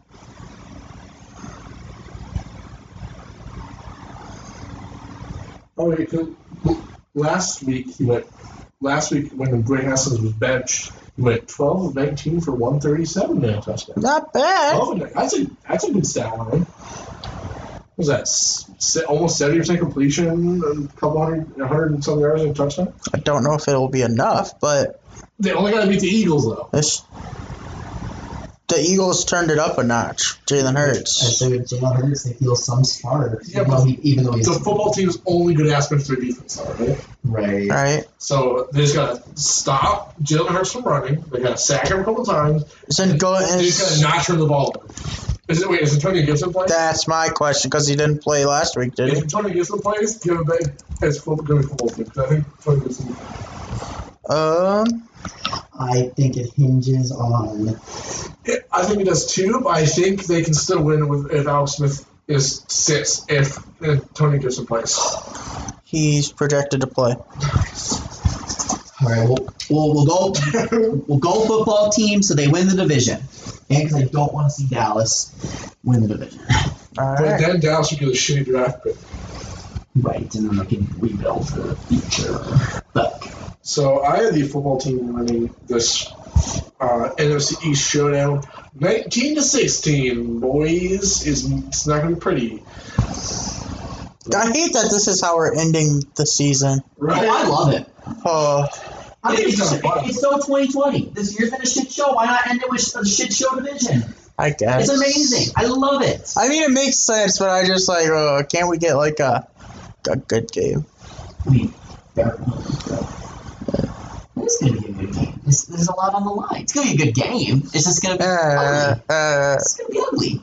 I don't want an ugly game. It's going to be close.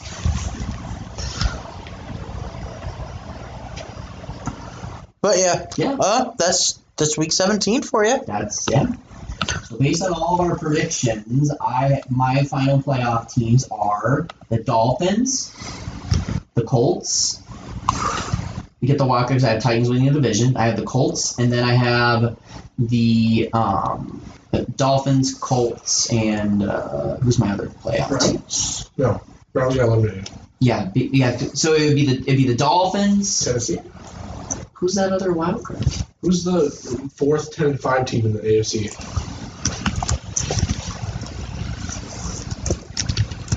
Please hold. All right. Colts, Browns, Ravens, Dolphins. Oh, and Ravens will win their game. So I have the Colts. Actually, there's 5 teams that are 10-5. The Titans, the Dolphins, the Ravens, the Browns. Right. Okay. So Titans win their division. The wild card teams are going to be the Ravens as the top wild card team, the Dolphins, and the Colts. So no Browns. And then in the NFC, the wild card teams will follow as the Rams end up getting in. So it'll be the Rams, the right now the wild card teams in the NFC are Tampa, and they're in. The Rams, Tampa, because Tampa's 5. Yeah, it's Tampa, the Rams, and the Bears. So then ultimately I have, with the Bears loss, I have the Cardinals, the Rams in the wild card. Yeah, I think Bears are going to lose, and Cardinals are going to slide into that number 7 spot, and then we're going to get Saints, Cardinals week 1 in the playoffs, and we're going to get Rams, Seahawks rematch, and we're going to get Bucks football team. Ooh. So Tampa will probably advance. They probably beat the football team. You'd think. No prediction. Football team's gonna beat the Bucks, everybody. Let's go! I'll stand. I want nothing more. to do. All right. Well, that's a good way to end it this week. I think it's a great way to end this week. Happy 2021. Happy 2021. We'll see you next year. Yeah. Well, yeah. It's better than last year. Yeah. For the Size Club podcast, I'm Duncan. I'm Noah. And I'm Dad. And no Brendan and Weird Outro. Yeah, we're actually pretty smooth. Yeah. We always do. That's tough.